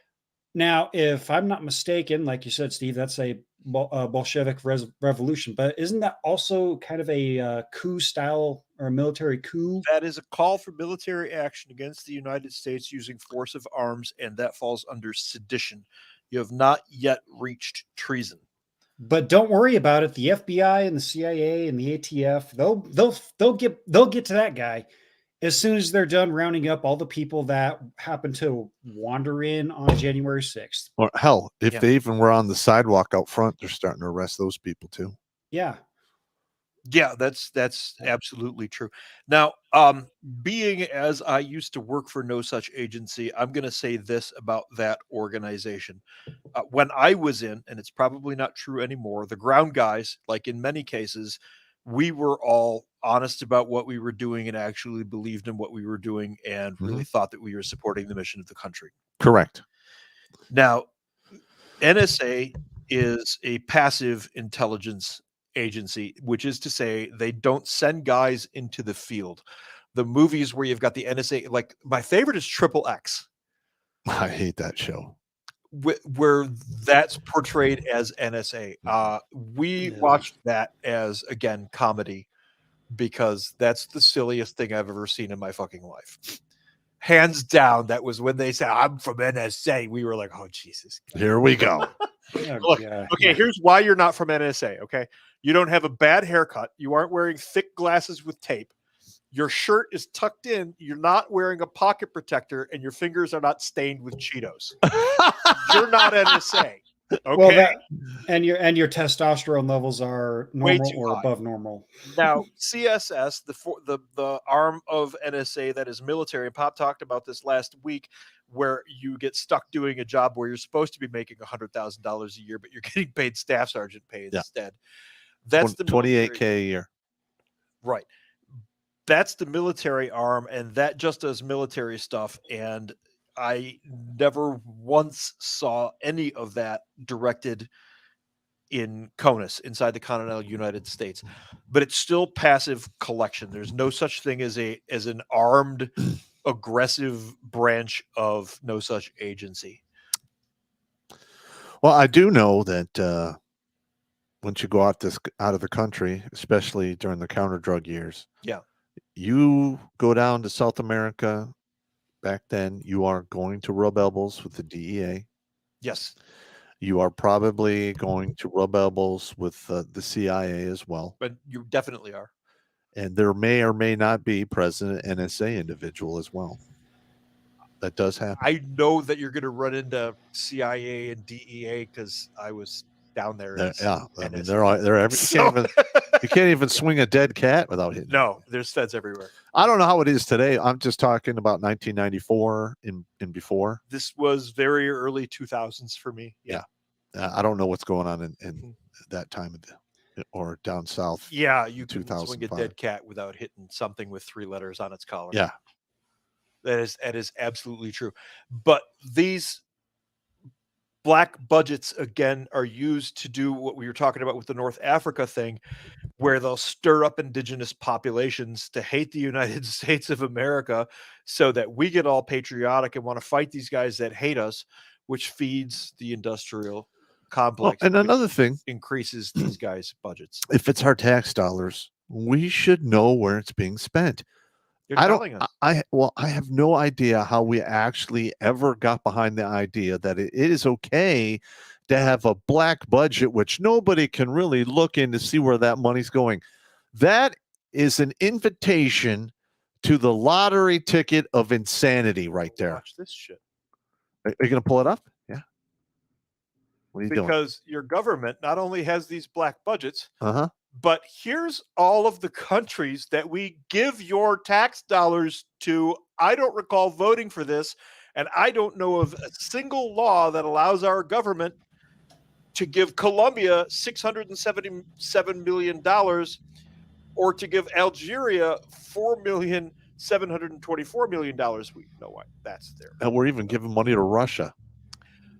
We give Russia 1.7, which is really nothing. That's some sort of payoff there. What is that? A very deep blue spot there, though, Steve. But Ukraine, it's Ukraine, Jimmy Bones. Can you read that number? I cannot. You're gonna have to zoom in on that one for me. Anywhere between $12,432,081,638 you have obligated to pay Ukraine for. Oh, what reason? Yeah. Well, and on top of that, we've already given them like another 100, billion on top of that. By the way, we're giving Starvin Marvin in Ethiopia $2 billion. Yeah, I'm so sick and tired of this. This needs to stop. Yeah. Your money is just basically being exported. This is why you were getting inflation. This is one of the big reasons why you're getting inflation. This is one of the big reasons why everything is so damn expensive now, because our money is worth nothing because it's just being shipped overseas. And this is one of the things they use to gaslight you and control you and keep you in fear as well. Gas prices fluctuating. I've seen them fluctuate 70 cents in a day in the last couple of years. Yep, I don't remember that much. I remember 50 cents. Yeah. I can attest to that. Let's see. It was probably last month. Gas was actually on the decline. It was $2.78 at the truck stop that I drive by to go to work. Yeah. Yeah.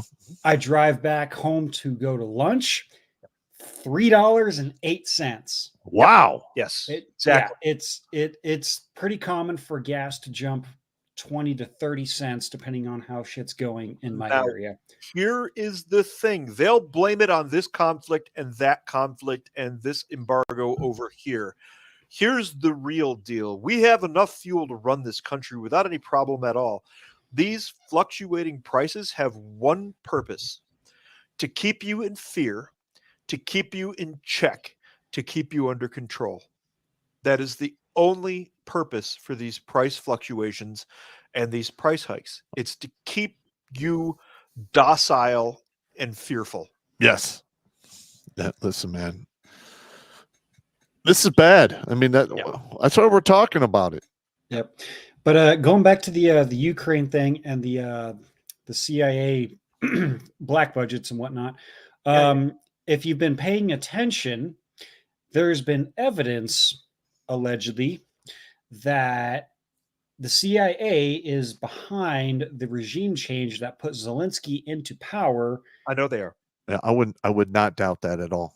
Yeah, and it's, of course, then we have the biolabs stories in Ukraine.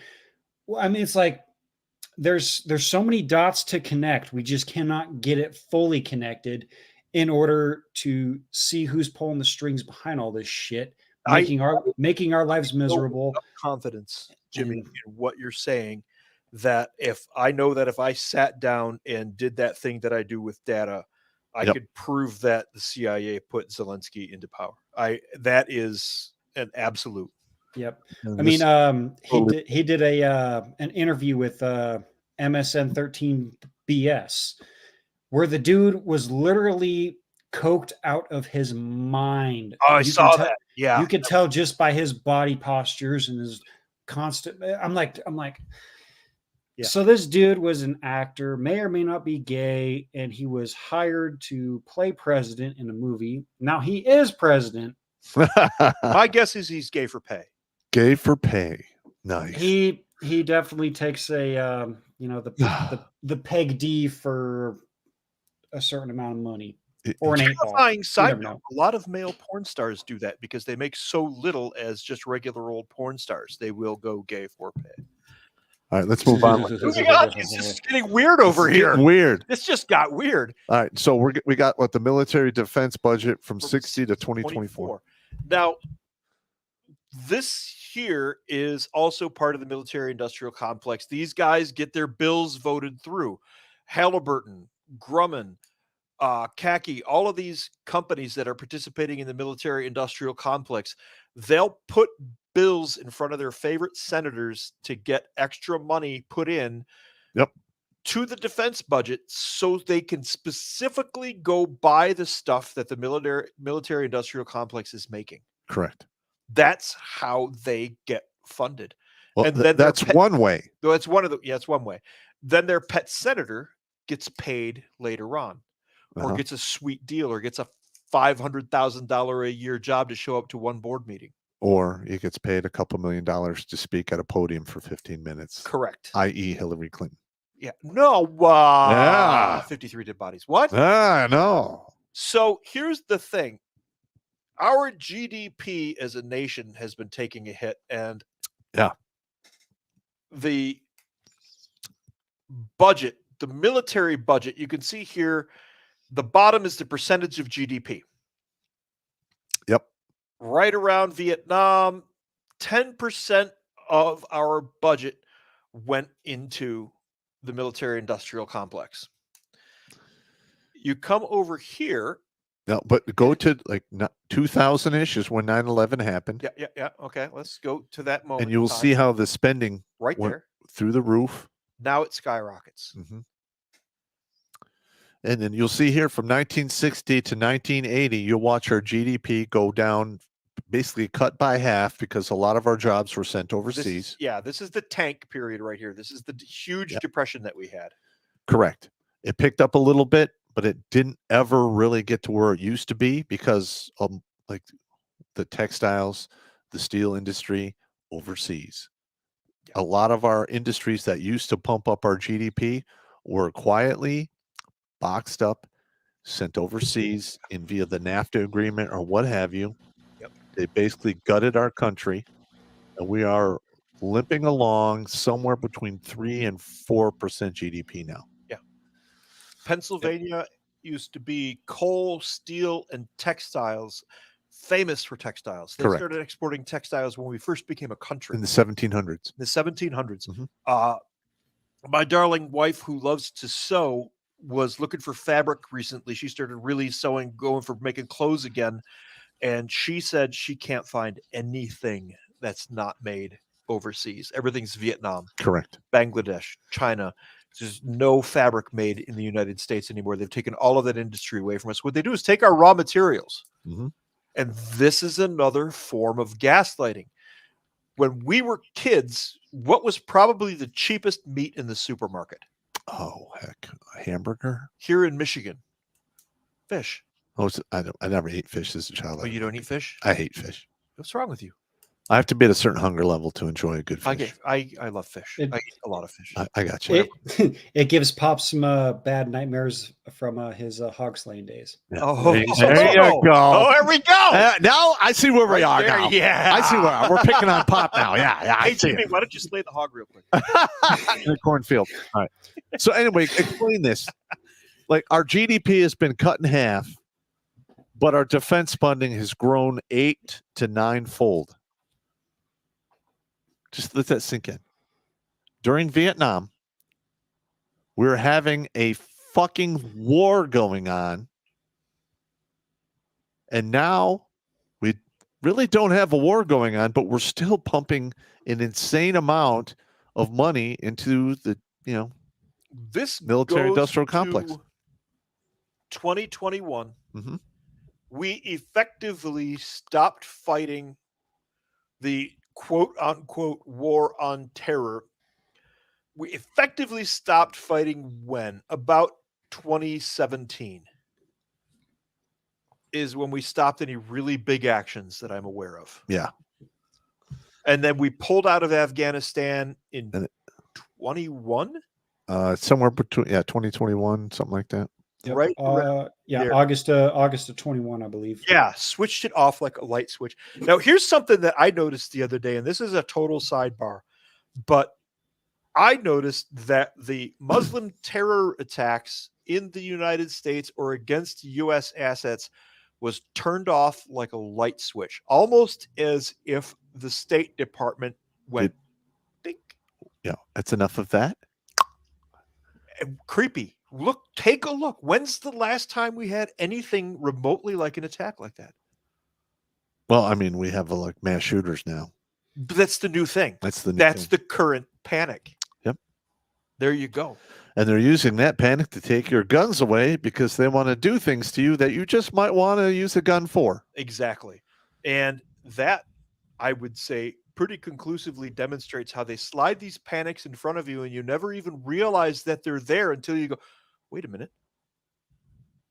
Wait, why am I suddenly unable to get this item anymore? Where did this war go? What happened to this war? Didn't we just announce that the CIA and the Mossad killed Kennedy? How come these people are in jail, but these people aren't? They're gaslighting you constantly. Correct. That is the Alice in Wonderland technique. What they're doing is making you so stressed and telling you that everything is okay while they're doing it, so that eventually your psyche will break and you will say, okay, I've had enough. I'll do whatever you want. Seems legit. Yep. That's where we are, man. We are also at 9:29. Oh yeah, we got to start. How many more? We only went through Well, 5 of these. We went through. Actually, we got through. I skipped over 3 because they were repetitive. Okay. And then we've got another 5 to go easily. All right. So we'll cover that next I week, eh? think so. We'll pick this up and we'll have that lively discussion. Because there's some shit out there. Yeah. That it just blows my mind. And I remember falling for the hype myself. Yeah. And then I was ready to go. once the calm mind took over a couple of years later, and I look back, I'm like, you know what? They fooled me. Yep. I remember walking across the stage at Huachuca at the LLVI course, and it was done in a closed auditorium, and it was only our class, and we rehearsed it to the point of comedy, literally. Each time a guy went up and crossed and got his little certificate from the commandant, we would come to attention, clap exactly 3 times, and then sit back down. I love that. We rehearsed it. Yeah. And the commandant thought that was funny as fuck. But when we all walked across the stage with nobody there, we had no family because they couldn't get in because it was clearance land. But we all walked across the stage to Toby Keith's Red, White, and Blue, Bootin' Your Ass. Yeah. And we're all puffed up and we're going to go kick some ass. I remember feeling that huge sense of pride and looking back at how gaslit we were. And we were supposed to be, we're the guys that go out alongside of these guys with our antennas and shit and make sure that they can find the bad guys and then watch their radios while they go out and do their stuff. You know, we're rolling right alongside of the big boys. We're the radio crew. Like if Pop was Journey, we're his sound crew. Okay. Now we have to put Pop's face on a Journey song. That has to happen. Please don't stop believing. REO Speedwagon Pop. Oh my God. Could you stop? Okay, I'll stop. All right, let's get to some of these super chats. Billy, if you're in the chat there, you got some ideas to do. If Nate doesn't already have you working overtime. Speaking of Billy Von Baum, he did drop a new video earlier. Ruh-roh. And I watched it. I was laughing my ass off the entire fucking time. We can't play it here on YouTube because it's copyrighted material. We'll show it to you afterwards if you want to stick around. It's hilarious. Funnier than hell. All right, let's go to the YouTube chats first. Yep. But Steve, you also make an appearance in the new Billy Von content. I finally made it. I'm in the big time. Yay! Martin and the jerk looks in the yellow pages. I am somebody. There we go. All right, we'll start over here on YouTube where we got 729 viewers and 478 likes. A little bit better percentage the last time. I'm not going to put up a video for punishment. You guys did all right. A little more than 50% there. But let's get Kenji 1090 with $20. Here, keep fighting the good fight. Cheers. We're trying. Yep. I'm going to keep doing this until, someone decides to cash in the mineral deposits on their meat suit. Ain't going to be none of us anytime soon. We're too old and ornery and living out of spite to do that. Got Daniel Wheeler with $10. Looking forward to see you guys every Tuesday night. God bless you. Thank you. Oh yeah. Good to see you here, good sir. Got Drew Lowstar with $10. We need to come up with another term. Conspiracy theory was created to discredit us truth seekers. That's true. I prefer the term spoiler warning.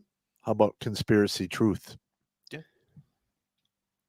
Yeah, usually whenever you talk about conspiracy theories, and be like, yeah, I'm just giving you guys a spoiler warning. I think spoiler alert has proven itself to be applicable. Yeah. The meme was a while ago, like, oh, conspiracy theory just means, give it, a year. Right. Now it's give it 6 months. Now it's give it 3 months. Give it a month. Thing was a conspiracy. Alex Jones. Now they're all pedophiles. Alex Jones was at 3 to 5 years before his shit, popped. Yeah. I'm starting to see a lot of his older stuff come to fruition. I'm like, God damn, that's another $1 in the Alex Jones was right jar. I'm gonna need a bigger fucking jar. The frogs. Let's see. You got Sean St. George coming in at $4.99. I truly despise how patriotism has been used as manipulation to get us in and keep us in the military. For Wall Street fat cats like General Smedley find out. Yep. Is it Smedley or is it Headley? I'm not sure. Headley. Smedley. Let's see. Got a big guy with $4.99. He says, "Big poopin'." Pretty sure he meant to say big poppin', but I've been called pooping before. It's not a big I already did my big pooping before the stream, so I'm good for now. It's got Ice Snows. This one's for you, Battle Dwarf, or $20. Say, Battle Dwarf, where in Bolivia, where were you at? Back in 01, I was in the State Department in La Paz. Have you ever heard of Victor Manuel Rocha? He was the ambassador I served under, and he was a Cuban asset all along. That was a lot of that going on Yeah. there. There was a specific Bolivian colonel that was feeding us information. I can't give that name up. The station chief's name was Bruce.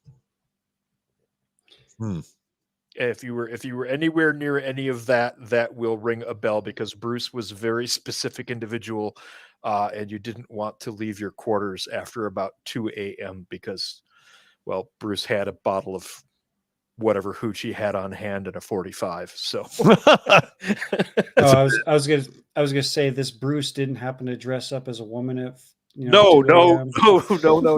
I can't go into any more detail than that, because I don't know who's where what from that element. The Madeleine Albright thing was good to go because she's well dead. Yeah, she's well dead.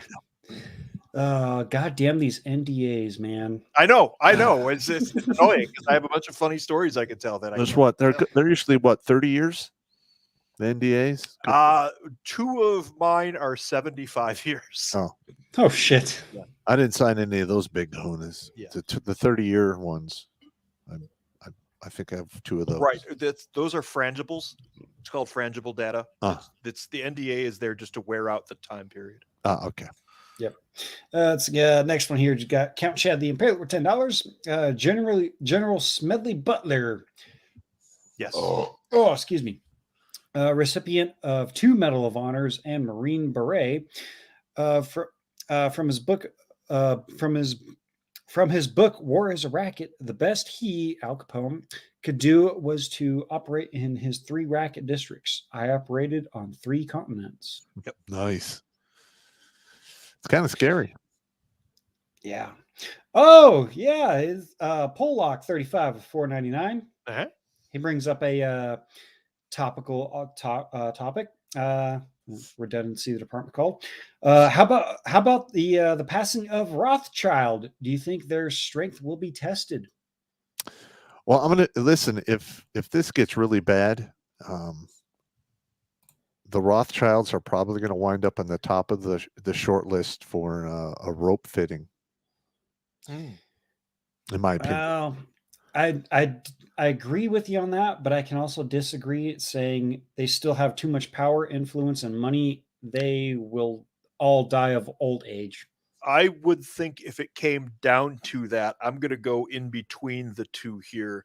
I think if things got dodgy for them, that the Rockefellers would just unass the AO. That's fine.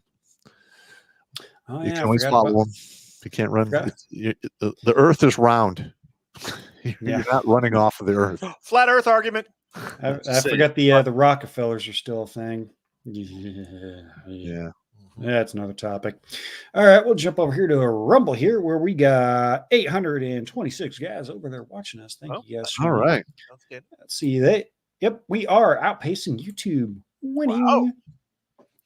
All right, we'll start it off here with the first one of the night from Berserker Brad, 1983, with $10. Won't be able to watch the live show, but I wish I could put a butt up free there for that one. Here's $10 to force Pop to watch Hillbilly Hillary gyrate that gelatinous mash she calls a body. God damn it.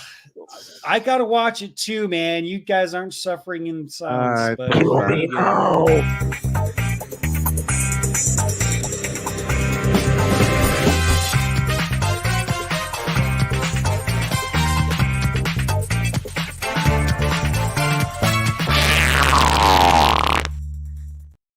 Nasty. How about scraping some of her gunk gouda off on the Ritz cracker? Stop. Okay. All right, fine. I won't be that much of an asshole tonight, but God, that Thursday night's episode was just disgusting. It was so disgusting. I just had to send that to Blake, and he's like, "I can make an episode out of this." Jesus Christ, was that an episode? Holy shit! Let's see. We got Wendy 48088 with $10. She says, I hear Terrence Pop is supposed to be on tomorrow's LTC Stephen Murray show. Yes, that's correct. Truth? Yeah. Alrighty, and she drops a link. Drops a link in the chat. Alrighty, sweet. I will copy and paste that into the chat there. If my mouse will fucking work with me here. Interesting. Fucking bastard. Yeah, I'll drop that link in the chat there so you guys can click on that one, save it, bookmark it, and go hang out with Pop and Send that to me. Rumble, Lieutenant Stephen Murray. Okay, interesting. Yeah, I'll drop that in all the chats here. Give me 2 more seconds. And he's a lieutenant colonel, retired. So yeah. Oh, that's gonna be a good one. It's not an insane amount of officer rank, but it's enough to get blamed for shit. Oh God, yeah.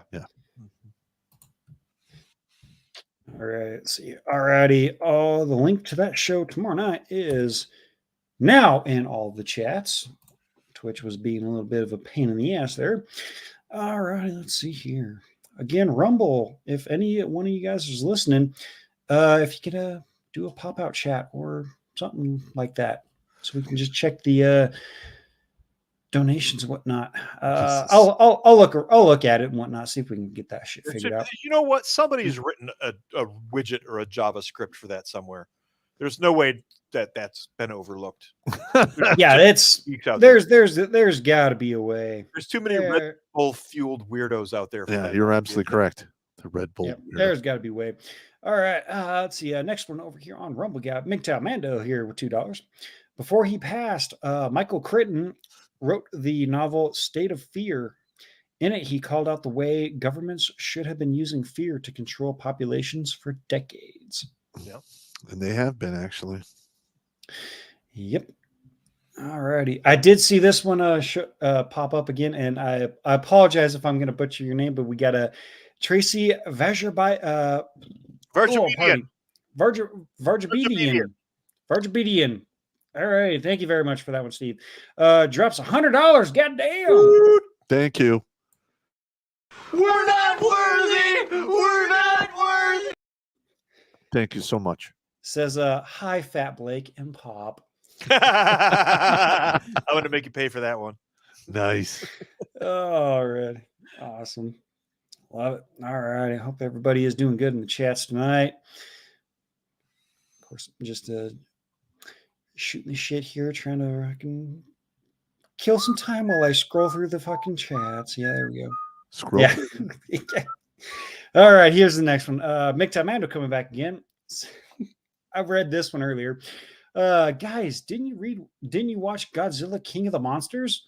Mother Nature is probably going to decide if it's time to wake up Godzilla, Rodan, Mothra, and the others. Fuck Kong and Ghidorah. Yeah.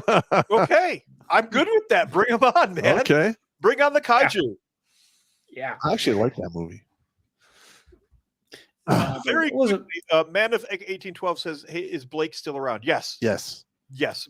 I'm taking some pressure off of Blake because he has a real actual job. Mm-hmm.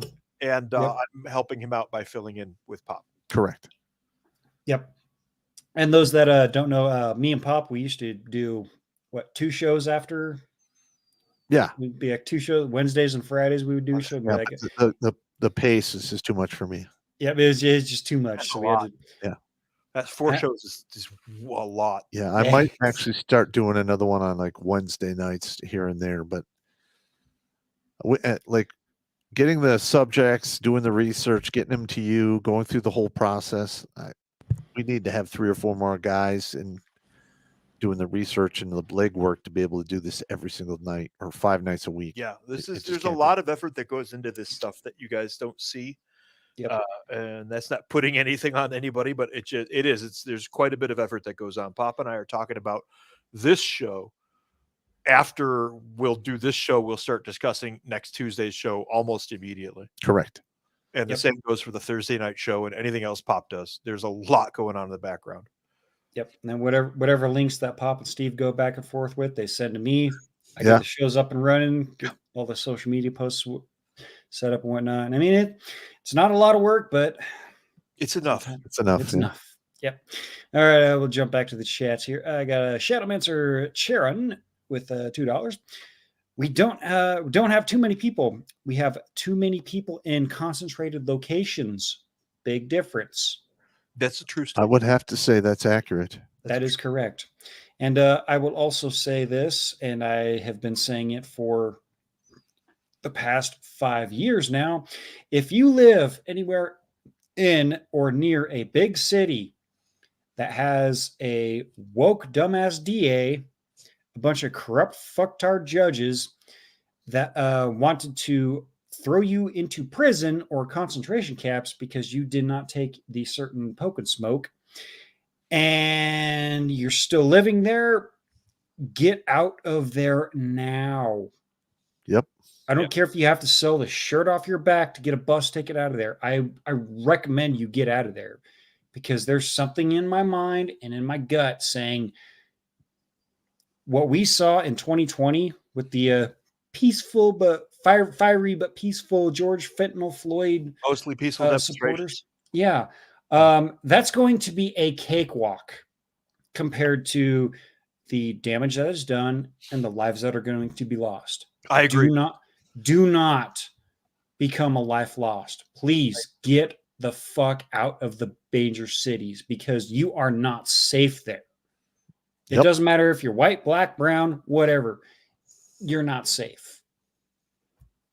That's my rant for the night. All right. But let's see. You got a Cyclonius. He is a new monthly supporter. Ooh, all right. thank you very Thank much. Awesome. Thank you, good sir. Got a Killer B 87 $10. We are free range tax slaves. Fairly accurate. Fairly accurate. Yeah. Yeah. We thought we abolished slavery in 1865, but no. We're just taxpayers. That's what you call slaves these days. I'd have to agree with you. Yeah, because well, you're working for pennies on the dollar. You get half of your shit taken from you. Oh, hey, it's like family court.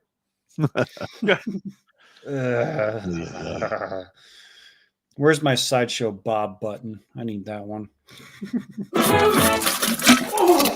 All right, hit the next one. That'll work. Let's see. Scroll through the chat again here. Just making sure everybody's having a good time in the chats there. Sorry, we can't read all of your guys' chats. If we could, we would be here for, oh God, A long time. Great. Very long time. It's got Angry Gringo LLC. I approve of that name. That's awesome. With $2. It's Catholics in Action. Now they got Mormons and evangelicals. They're America. They have to get a clue how the MIC works. Russia and China gets tech that goes through Tel Aviv and then to Russia and China and Iran. Huh. All right. A lot of dots to connect there, but I'm sure they connect somewhere. Yeah, they do.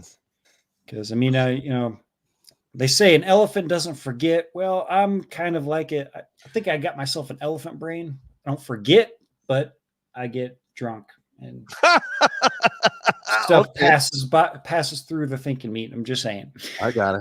Let's see. Net guy. Fire. Yep. There you go. Net guy 1975, $2. Pop, the government does not use facts, logic, and reason. Next, you're going to want the Fed to be responsible and audit them. Yeah. Fair point. That's a fair point. Yeah, fair point. Yep. Let's see. Net guy coming back. Jimmy, let's have an AOC government, the big blue dildo. God damn. All righty. Well, here comes AOC to shove it right up your ass, man. So you better run fast.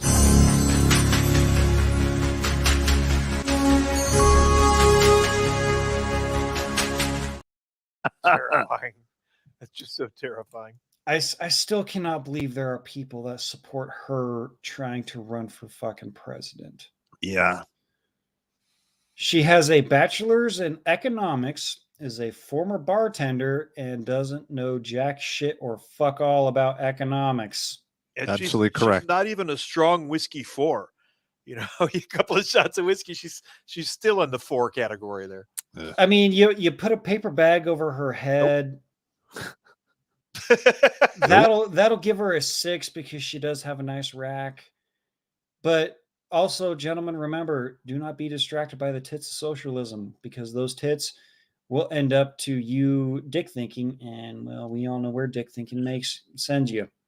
The tits of socialism.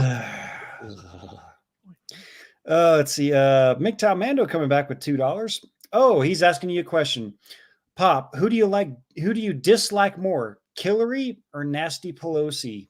I would say Hillary. Are you sure about that? Yes. It would have to be Hillary. Hillary? I would agree. Nasty Pelosi is just a sniveling pain in the ass. Hillary is called Hillary for a reason. For a reason. Well, let's just say Martha Stewart went to prison for a lot less than what Nancy Pelosi is doing. Absolutely correct. Well, yes, absolutely correct. However, Nancy Pelosi still doesn't have a body count like Hillary's. Nope. That we know of. Yeah. No, but her husband almost had one. Yeah. And since you guys both voted on it, I'm sorry I have to do it.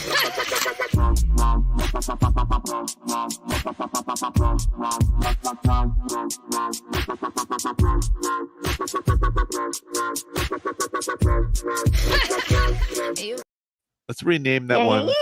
Wah. Let's rename that. Call it Hillary Tit Hilton. That's terrible. That's terrible. I don't want to rename it. I want to delete it. Or she's delete it. Kitty Tit Hillary. Ah! Or so tattoo of a kitty on that tit. Stop it. You're debating what we should call Hillary Clinton's tits. Stop it. That's evil and bad. I know. What can I do? Oh, I can't. I see Evil Pop poked his head up out of the box tonight. Yeah. That's terrible. These things happen. Next one here. Professor Blake Pooh Ass Blaster 3000. Such a great name. I'm never going to get tired of reading that one. Says, what I really don't like, or what I really don't get, is that all of the BS the U.S. sent to Ukraine, and they have not won yet against Russia, and F both countries. If Russia wins, oh well, just asking for a friend. It's not being sent there for anybody to win anything. The No. money is being laundered. Get the notion of anybody winning anything over there out of your head. It's just a money laundering operation. Yeah, it's a total scam. Yeah. And apparently if Ukraine is brought into NATO, well, let's just say Putin said, well, things are going to get spicy, and we're not talking about your option. Yes, it will get hotter than a U.S. Air Force member turning himself onto a barbecue. I feel like it could be delivered better, but we take your point. I cannot believe you did that. Dumbass. I was trying to make a connection. That joke flopped. It's got a K-Note 72. REO Speedwagon Pop. Well, does he remind us all to keep pushing on? No, that was a good joke. That was a good one. That was a solid one. Professor Blake Pooh Ass Blaster 3000 coming back. Pop, he's got a question for you. Yeah. Has anyone told you look like Patton Manning, the former football player, and sound like him? So I haven't really heard that. You do look a little bit like dollar store bargain bin Peyton Manning. Oh, okay. Well, yeah. I mean, Peyton. Yeah, Peyton. That's what. Yep. No, sorry, that was a mistype there. That's okay. Yeah. If Peyton Manning got sacked a couple times and got some drain damage, well, there you go. Yeah. Seems legit. That's fair. We'll roll with that. Yep. Got a Tantalum 180 with $5. Y'all do enough. I get it without seeing this. Trust. I wish Fridays were a thing, but again, I wish I had a but put up there. I am not complaining, brothers. Keep on it. Oh yeah.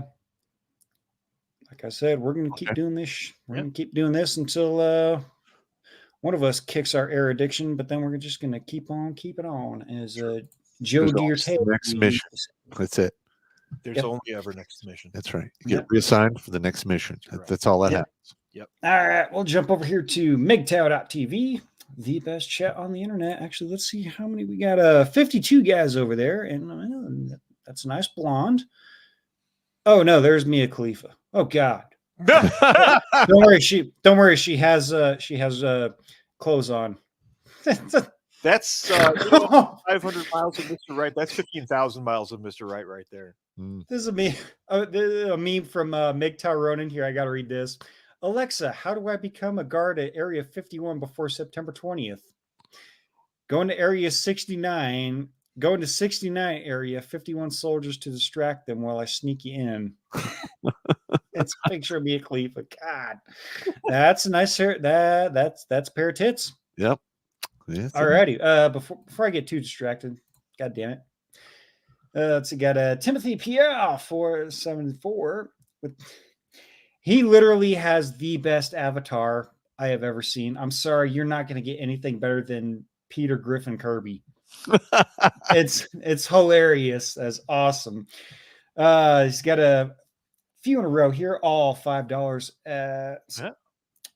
Let's see. Make sure these are repeats. So I'm not sure what the thing is there, but a few questions for the dyslexicist. Okay. 1, how does dyslexia affect your ability to read English and Spanish? I can't really read Spanish. English is very difficult. If you've heard me, if you show up to the supporter streams, I read on the air a little bit. I try not to get out of hand because I screw stuff up all the time. What's crazy is your writing ability has actually improved over the years. I remember crying and drinking heavily while editing earliest pop material. Crying and now I just need to have a drink on hand just in case. Okay. All right. Well, there is just room for improvement, I guess. Yeah. No, you've improved over the years. Definitely has. All righty. Timothy's second question here is reading cursive easier for you? Cursive? Cursive. I can't read. I had to give a letter to him to read because I have a hard time reading cursive. Was that why you gave me that? Yeah. Pop, whenever Pop has to write stuff down, he writes in uppercase and lowercase letters. Mostly uppercase. Yeah. Mostly uppercase. And it's printed. Yeah. And his last one here, how does dyslexia affect your ability to read Chinese and Arabic? I can't even read those. That wouldn't even happen. Why do these symbols look like they're fucking each other? The fuck word does this mean? Yeah, I had a hard time with just my native language. I was hard pressed to get out of high school with a C average in English. I started off with a D- and worked my way up all the way to like a C+ average towards the end. I sucked. Very quickly, Peter Oizowski, I hope I'm pronouncing that correctly, over on YouTube throws $4.99 at us and says, what time is the Steve Murray show tomorrow? I think it's 7 o'clock. 7 o'clock? Eastern Standard Time. Yep, just in case, let me drop that link. One other YouTube one over there. While you're checking that, I will grab. And Sean St. George with $2. Yes. Go ahead. Jimmy, drain damage. Who's the dyslexicist again? That's been a common thing because it is also a double jab at Pop because he is dyslexicist and he has drain damage. It doesn't bother me, man. Yeah. I'm cool with it. Gotta learn to laugh at yourself because if you don't, you're gonna go fucking insane. You will go out of your goddamn mind. That's absolutely correct. And I'm not talking about going to the shaky club and fucking a woman named Insane. No. So yeah. Let's see here. Jumping back here. Single for life. He's asking for a video. Can you guys guess which one it is? Oh God. I'm not gonna guess, and the answer is no. Come on. It's one of the lighter ones. It's a funnier one. He's asking for Singing Pop. Oh.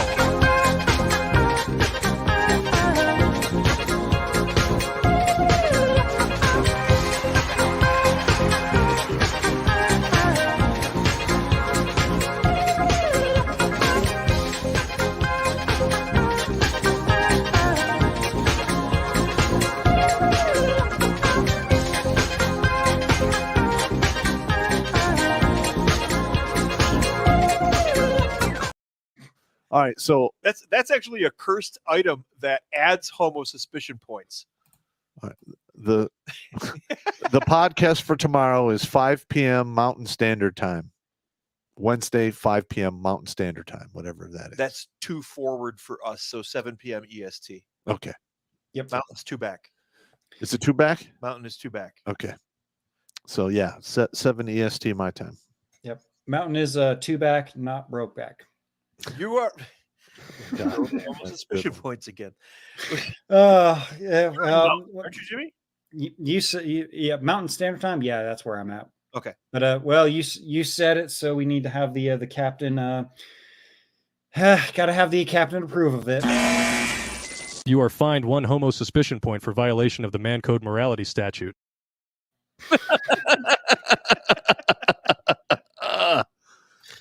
That's fantastic. Unbelievable. Some of the videos that the guys that send in us for content, it's funny, and I love you, no homo. I got Crazy Uncle jumping in here. Another area where Hollywood plays with us in advance. Certain sci-fi shows and movies are used to test our acceptance to upcoming tech. In particular, the original Trekkie treks were showing stealth tech, and more of that was already being used by DARPA and other things. Problem is, they will only release the tech if it shows successful, which is really stupid. Just because a show sucks diarrhea through a garden hose doesn't mean the tech isn't wanted. Fucking morons! Yeah, what are you going to do, man? It is what it is. Well, it's okay. It's not like Elon is, shoving microchips into brains and whatnot, and that's seeming to be working out good. Yeah. Yeah, you shouldn't be fucking with that stuff, man. Yeah, I mean, if it comes down to like, someone is like severely paralyzed, and they say, "Hey, you know what? Put this microchip in my brain to see if it'll connect my brain to my spine." This just doesn't end well, though. If you guys ever it played the doesn't. original tabletop cyberpunk game, Yes. the more tech you added to yourself, the crazier you went. And Until the there less was humanity crazy you was have. until it was just inevitable. Correct. Yeah. Let's see here. Moving on here. Got a Single for Life.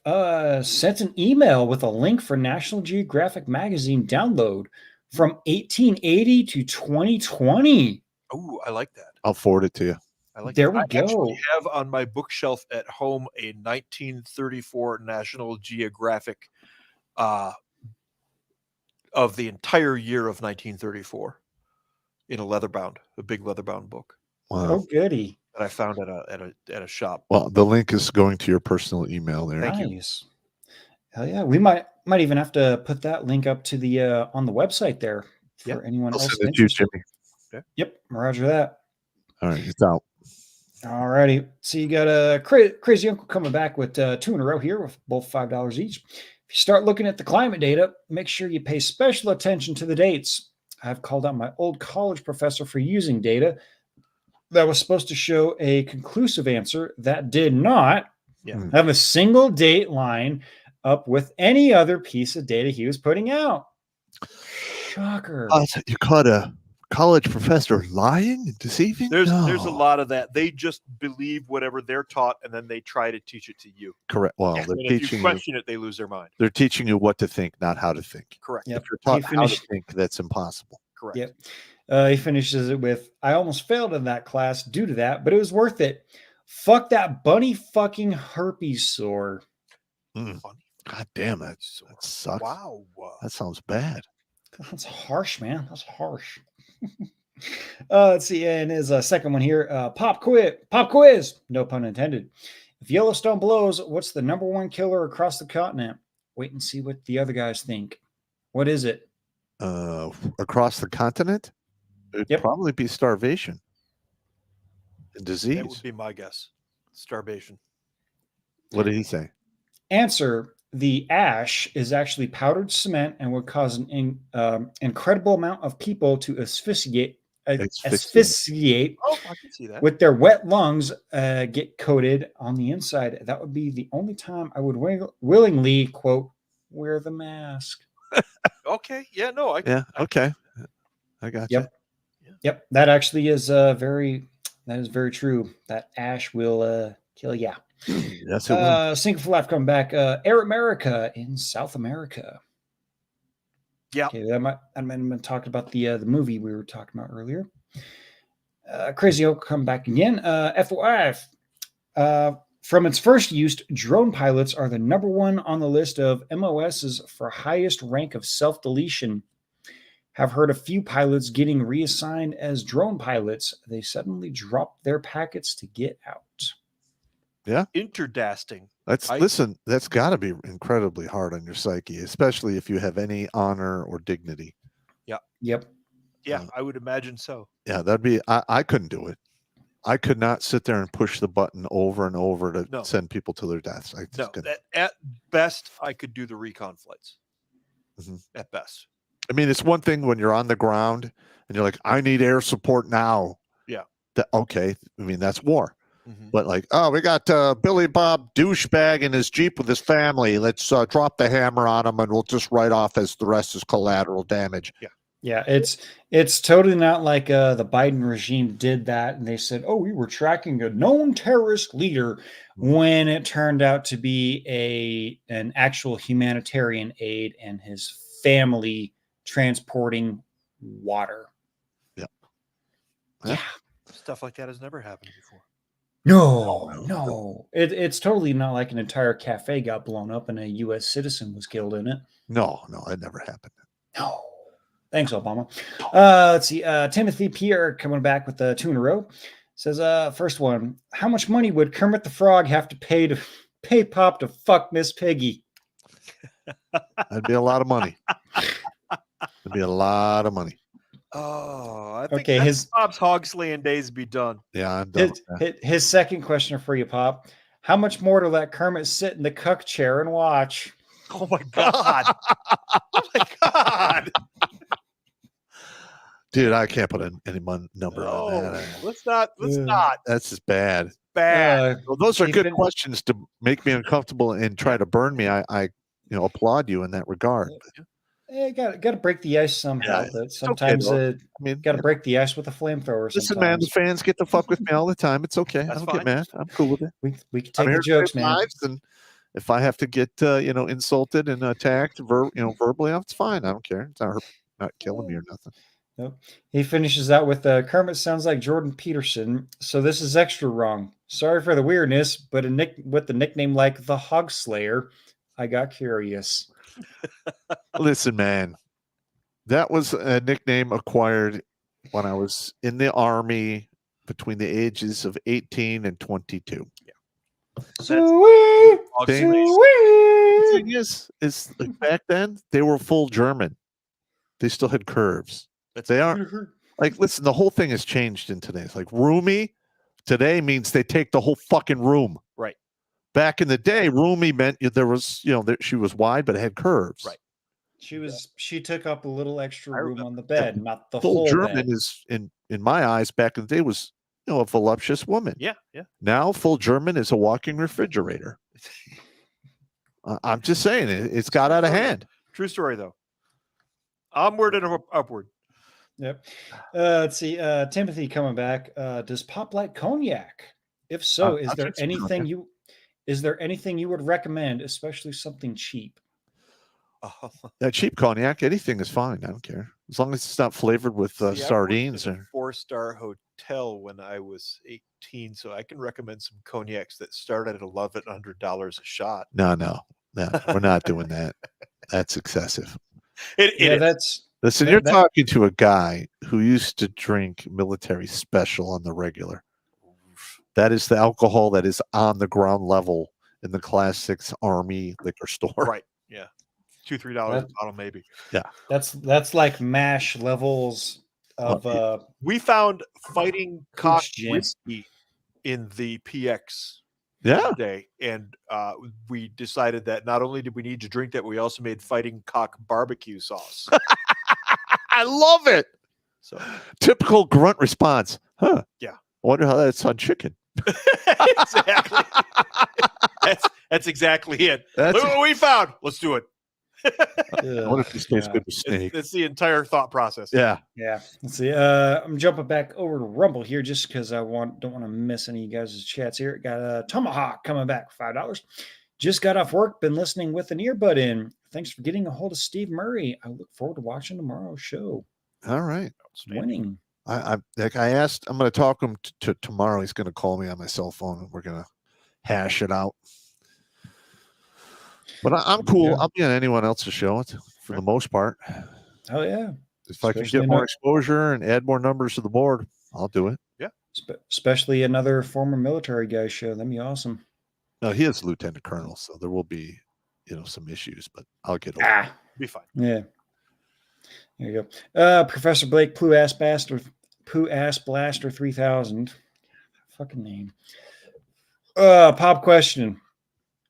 Yep. If you did end up doing Miss Piggy and Kermit is filming, would the porn be called Backdoors 2?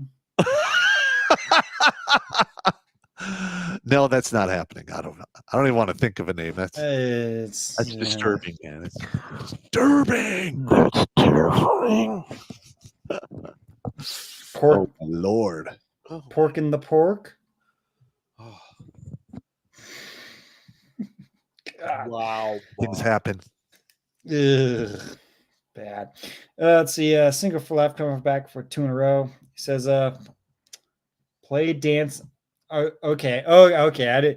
I mistook that one. I thought he said play sing and pop, but nope. He wants Dancing Blake. Oh, God.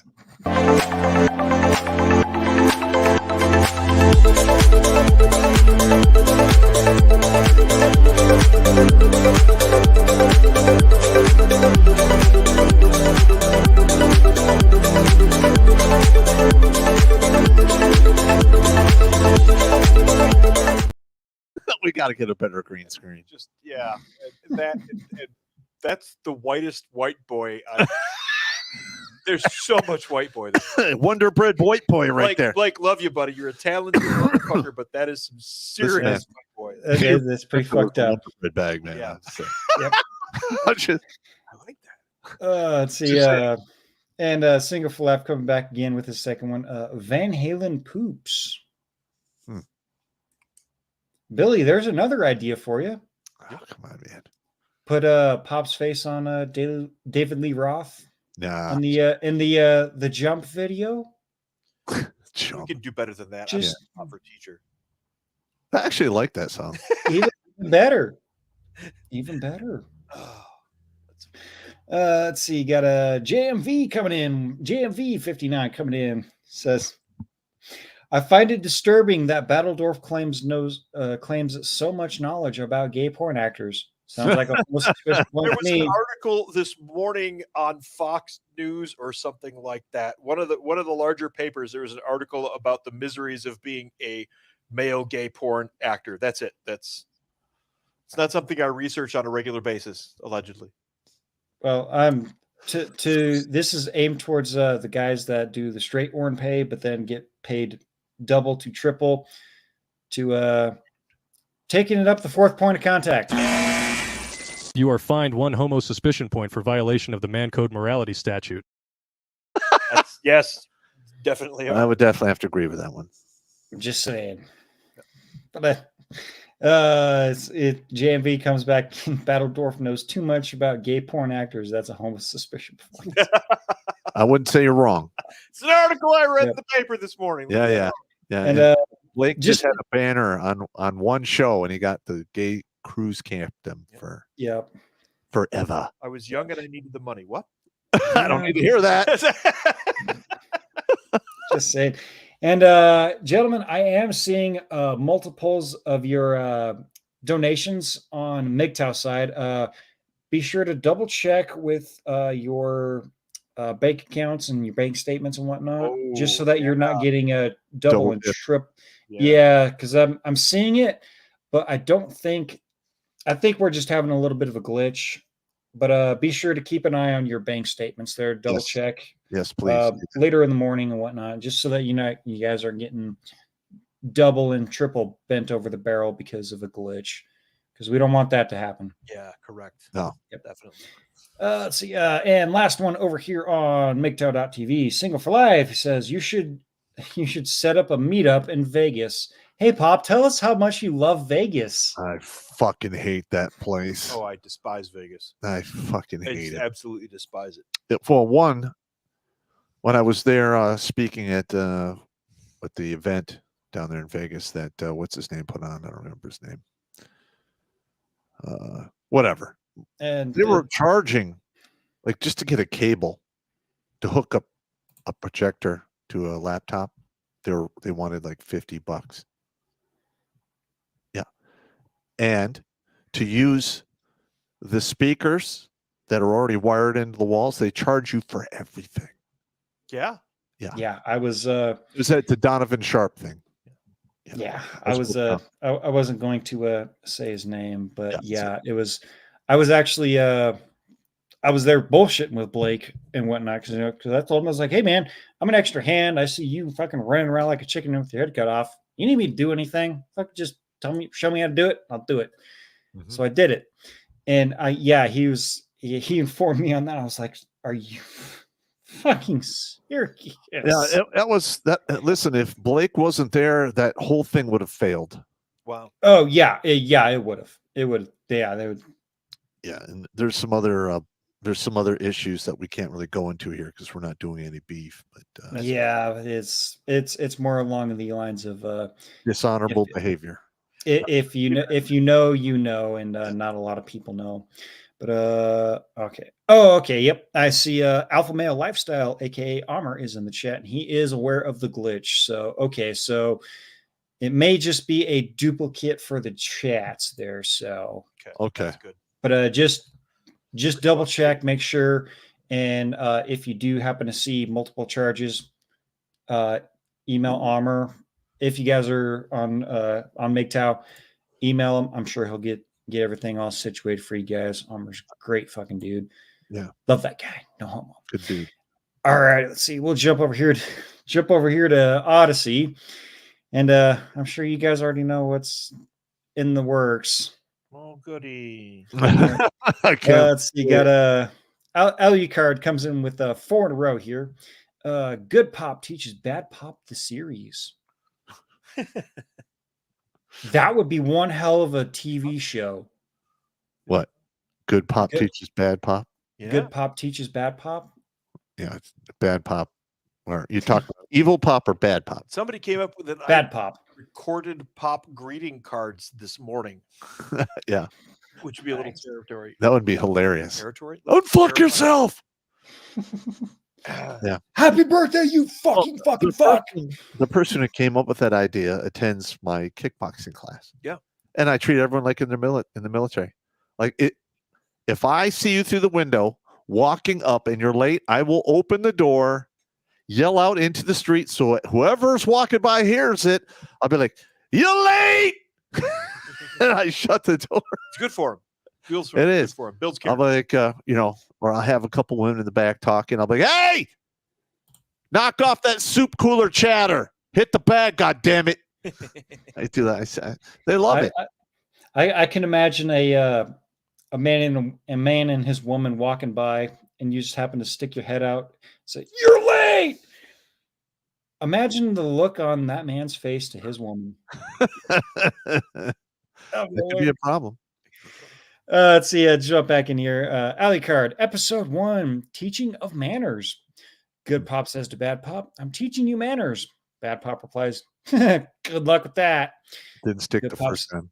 It's true. Good Pop says, "If you don't, you won't get ice cream." Bad Pop huffs and says, "Fine, let's get this over with." Good Pop says, "Lesson 1. What do you say when someone insults you?" Bad Pop says, "Up yours, asshole." Good Seems Pop legit. says, "No, try again, and I'll say again what you say when someone insults you." Bad Pop, "Okay, I'll say it again. Up yours, asshole." Good Pop says, "That's it. You're going in the box." That's evil poppies in there. Oh, well, Evil Pop's going to have some company for That's that right. episode. That'd be awesome. Let's see. Oh, your card coming back. Pelosi for pop. No, God. Oh, please. do I have to? Do I want to? Just rip the Band-Aid off, damn it. No, I'm gonna leave that one on. I think I've tortured you guys enough. All right. Let's see. Another epic surname or internet name. Gay Cruise Cabin Boy Barry Sweato's prolapsed anus. Wow. Oh my God. The funny thing is the name cuts out after pro because I don't have the Odyssey chat popped out. But I know what he's. I know the man's. I know the man's name. The banks will be in serious trouble in 13 days, March 11th. They will be required to have a whole entire 3% reserve then. What will that mean for the lending? Pop, check your mailbox and read that damn book. Okay. The bankers are at war with us. The only Democrat I'd vote for is Andrew Jackson. Well, it is a historical fact that the only time the American budget was balanced and in the positive was when Andrew Jackson was president, not Alan Jackson. Alan Jackson was the country singer. That's correct. Didn't want to get those YouTube, man. Let's see. Oh, yep, I did see those ones pop up here. B. Ryan Rangers, $20. If America goes to a cashless society, moving to Argentina, do you still have good man standards? Well, we'll see how that works out. Yep. And let's see, I just want to jump over here to Rumble. I did see. Yep, I did see another one. MGTOW Mando. Was that a thought process or a thought process, Battle Dwarf? I think it would be a thought process. Wow. Thought. And we got Robin Pop Our Bop. Goddamn, I'm fucking dyslexicist tonight. $10. Still crushing it with the ladies and taking numbers. Hence my absence earlier in the eve. That's all right. But luck for you. I can attest the juice still ain't worth the squeeze. Should have just turned in here earlier. And it never has been. Yeah. So you know. There you go. And we got Ray. I'm going to butcher this one. Ray on a droid. All right. I apologize for that, for butchering your name. Love the information. Thank you. And here's a few bucks. Money is the sincerest form of flattery. Thank you. Appreciate you. Thank you. Yep. Thank you very much, sir. Good sir. Thank you. All right. Let's see here. Jump back to Odyssey here. Gay Cruise Cabin Boy Barry Sweato's prolapsed anus. I don't want to read out the entire name, but I just have to time on your hands. Yep. Let's see. Follows up his last comment with weaponization of money against this country. That is accurate. Yeah. Yep. And Barry Sweato comes back again with 2 in a row here. 3 in a row, actually. Start off with the first one. Battle Dwarf. Have you read The Creature of Jekyll Island? Oh my gosh. Or The Creature from Jekyll Island. I think that was on my reading list and I never got to it, but I definitely know the title. I've never heard of it. Creature from Jekyll Island. Yep. Well, he says, please explain to Pop the importance. But I kind of have to. Steve, straw, please. What?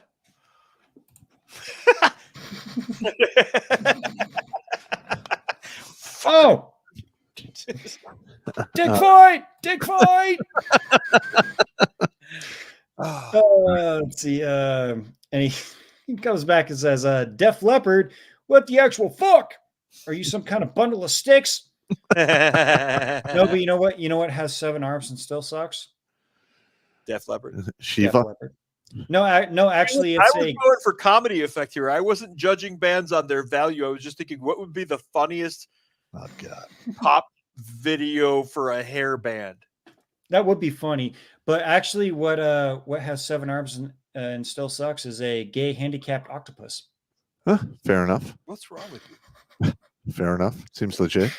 Then Barry Sweat will come back again. We We do not have too many human beings on this planet. Stop kissing Bill Gates' ass.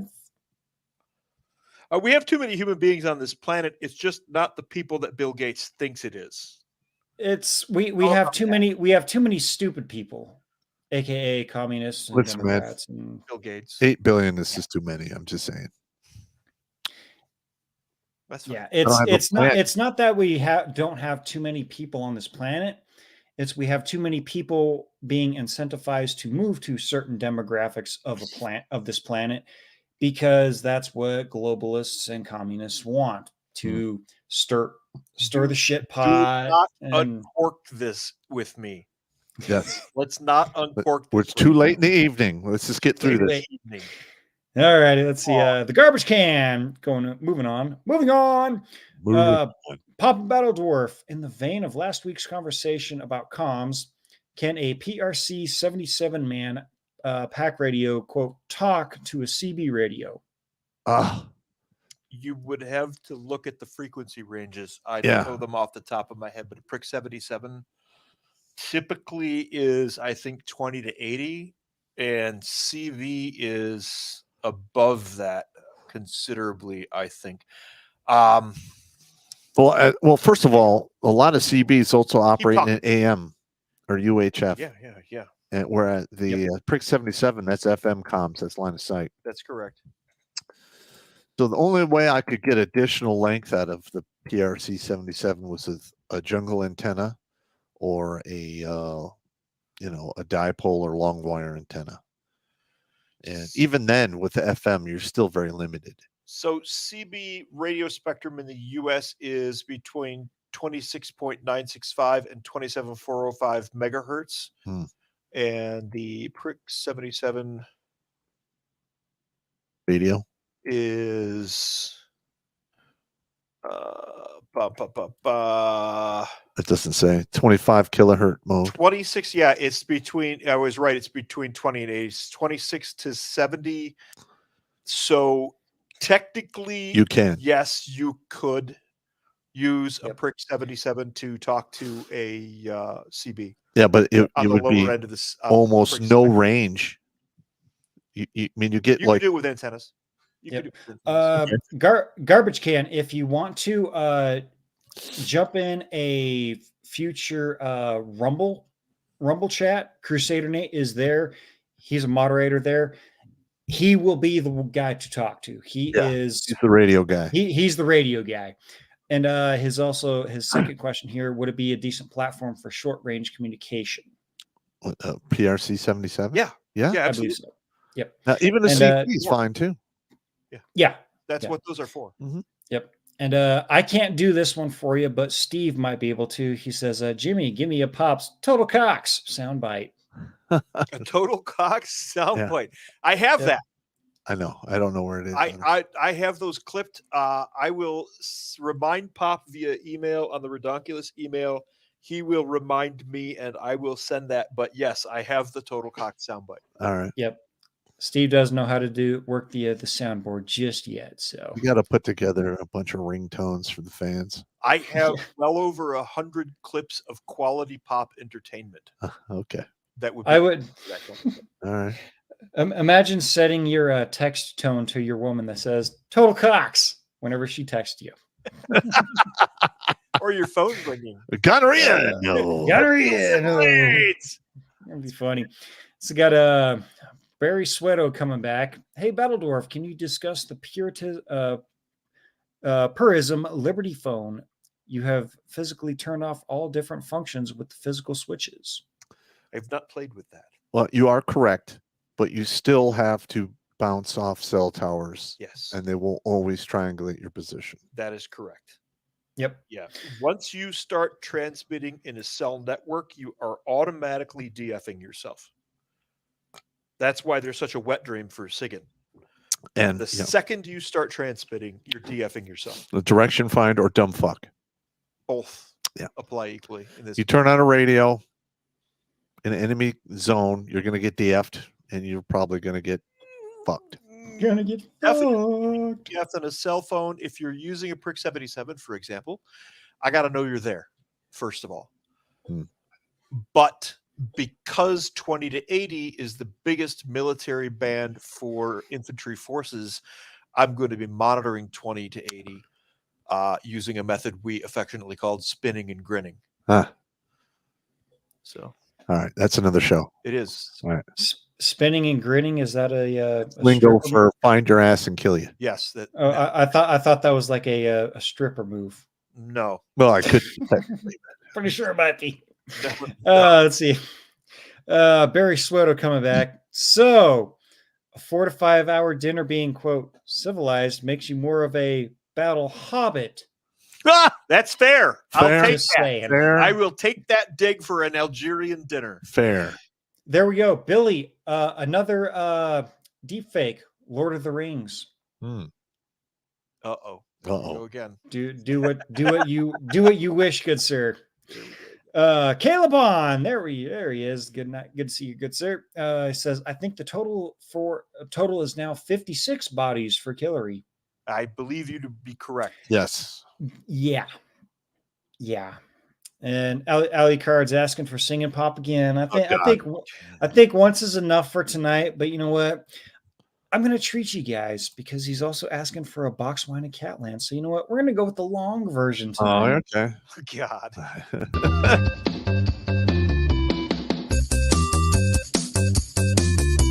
Stop! Don't touch me there. This is my no-no square. Stop! Don't touch me there. This is my no-no square.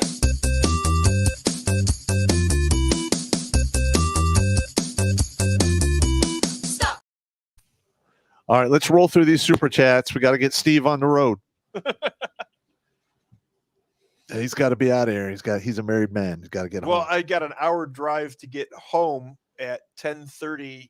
Yeah, I know. I'll get home probably close to midnight, and then I'm up at 6 to drive another hour into work. So I got you. I'll be okay. I'll rub some dirt on it and walk it off. Continue. You there, Jimmy? Hello, Jimmy, are you? There's a reason why I chose the long version of that. Had to take a piss. All right. Oh, you shady bastard! All right. I try. We got to roll through these super chats. We got to Keep get an Steve out of here. liter bottle next to your chair. That's good advice. Let's see. And Ali Card finishing off the Odyssey chats here. Got have you heard about the cell phone service outages and Yes. thought? Oh yeah, I was part of that. Well, I think it was a direct attack from what I've been able to because they're saying it was sunspots in some places, but No, that would get was- all cell towers. Yeah, that was the DDoS. Yeah, that was a definitely direct the attack. DDoS too.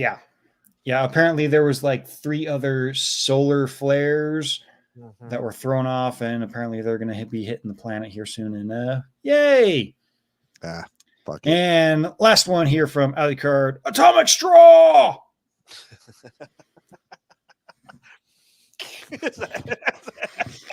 You fucking bastard. Let's see. All right. Jumping over to D Live here. We got Alex Patino. He donated 1 diamond. Hell yeah. All right. Thank you very much. Awesome. Alex Thank you very much, Patino. good sir. Alex Patino. That's a good dude, man. Yep. Talk to him on the regular. All right. Let's see. Jump over to the other sets here. Like I said, don't want to miss any of you guys' chats here. Actually, let me do this real fast. Jump over the email here. We got Cash App. Jump over here with the Cash Apps. Jim, not this Jim over here, but another Jim sent in a $50 Cash App. So thank you very much, very good sir. We're not worthy. We're not worthy. Thank you. You are awesome. Thank you very much. And let's see here. Got one again from Alex Patino. Good sir. Good sir. Money for the Nat Geo link on website. $10. There you go. All right. All righty. Thank It's been you. forwarded. All right. Yep. I think we will keep an eye out on that one. That would be a good show. Let's see. Jump back over to YouTube here. Got B. Ryan Rangers, $20.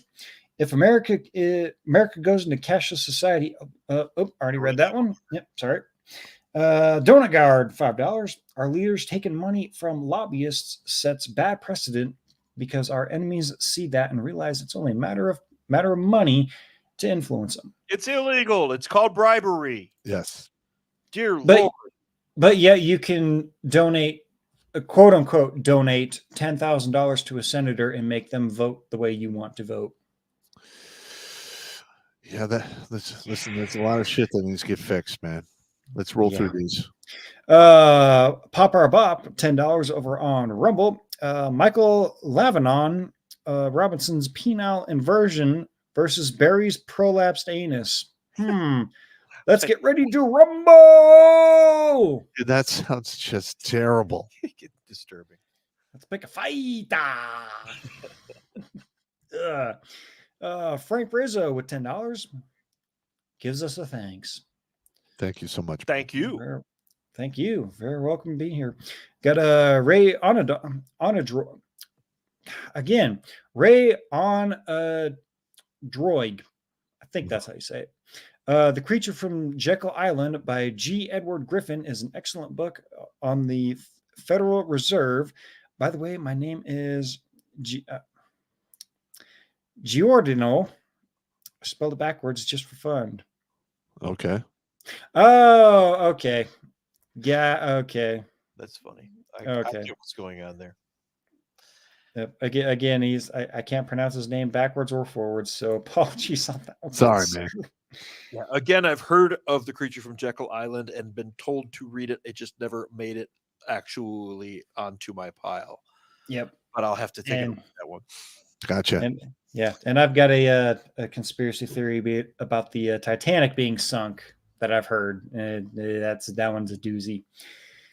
But we're way over time here for that tonight. But Single for Life over on MGTOW, he's asking, if not Vegas, where else for a meetup? I don't know. We got to figure something out. Branson, Missouri. Toward the middle of everything. Branson, Missouri? Branson. Yeah, I Branson. don't know. We'll figure something out. Yeah, we'll do something. We'll finger something out and we'll let you guys know. But that looks like we are all caught up. All right. Double Ready check for the Rumble safety here. Yep, I think we are all caught up here. That is it for MGTOW. And yep, we are all good. So, Pop. All right. Don't drink and drive. Don't drink and swim. It doesn't work out. If you absolutely must fornicate, wear a condom, take it with you, or flush it down the toilet and watch it go all the way, because shagnanigans leads to more shagnanigans if it's not supervised correctly. Keep your head on a swivel, rack up, pack up, and stack up. And if you have to fight, run first if you can. Do everything in your power not to go to the ground, because that's where you get stomped out. And pay attention to your surroundings. If you are going to be attacked, something will be different in the environment, and it's up to you to see it, because situational awareness will save your life. All right. Alrighty. Battle Dwarf, any words of wisdom to bring to the warp front? Ground is NSTR. Gotcha. Roger that. Alrighty, gentlemen. Well, don't be surprised when shit happens that we have been telling you about and whatnot, because well, I've only got one thing to say.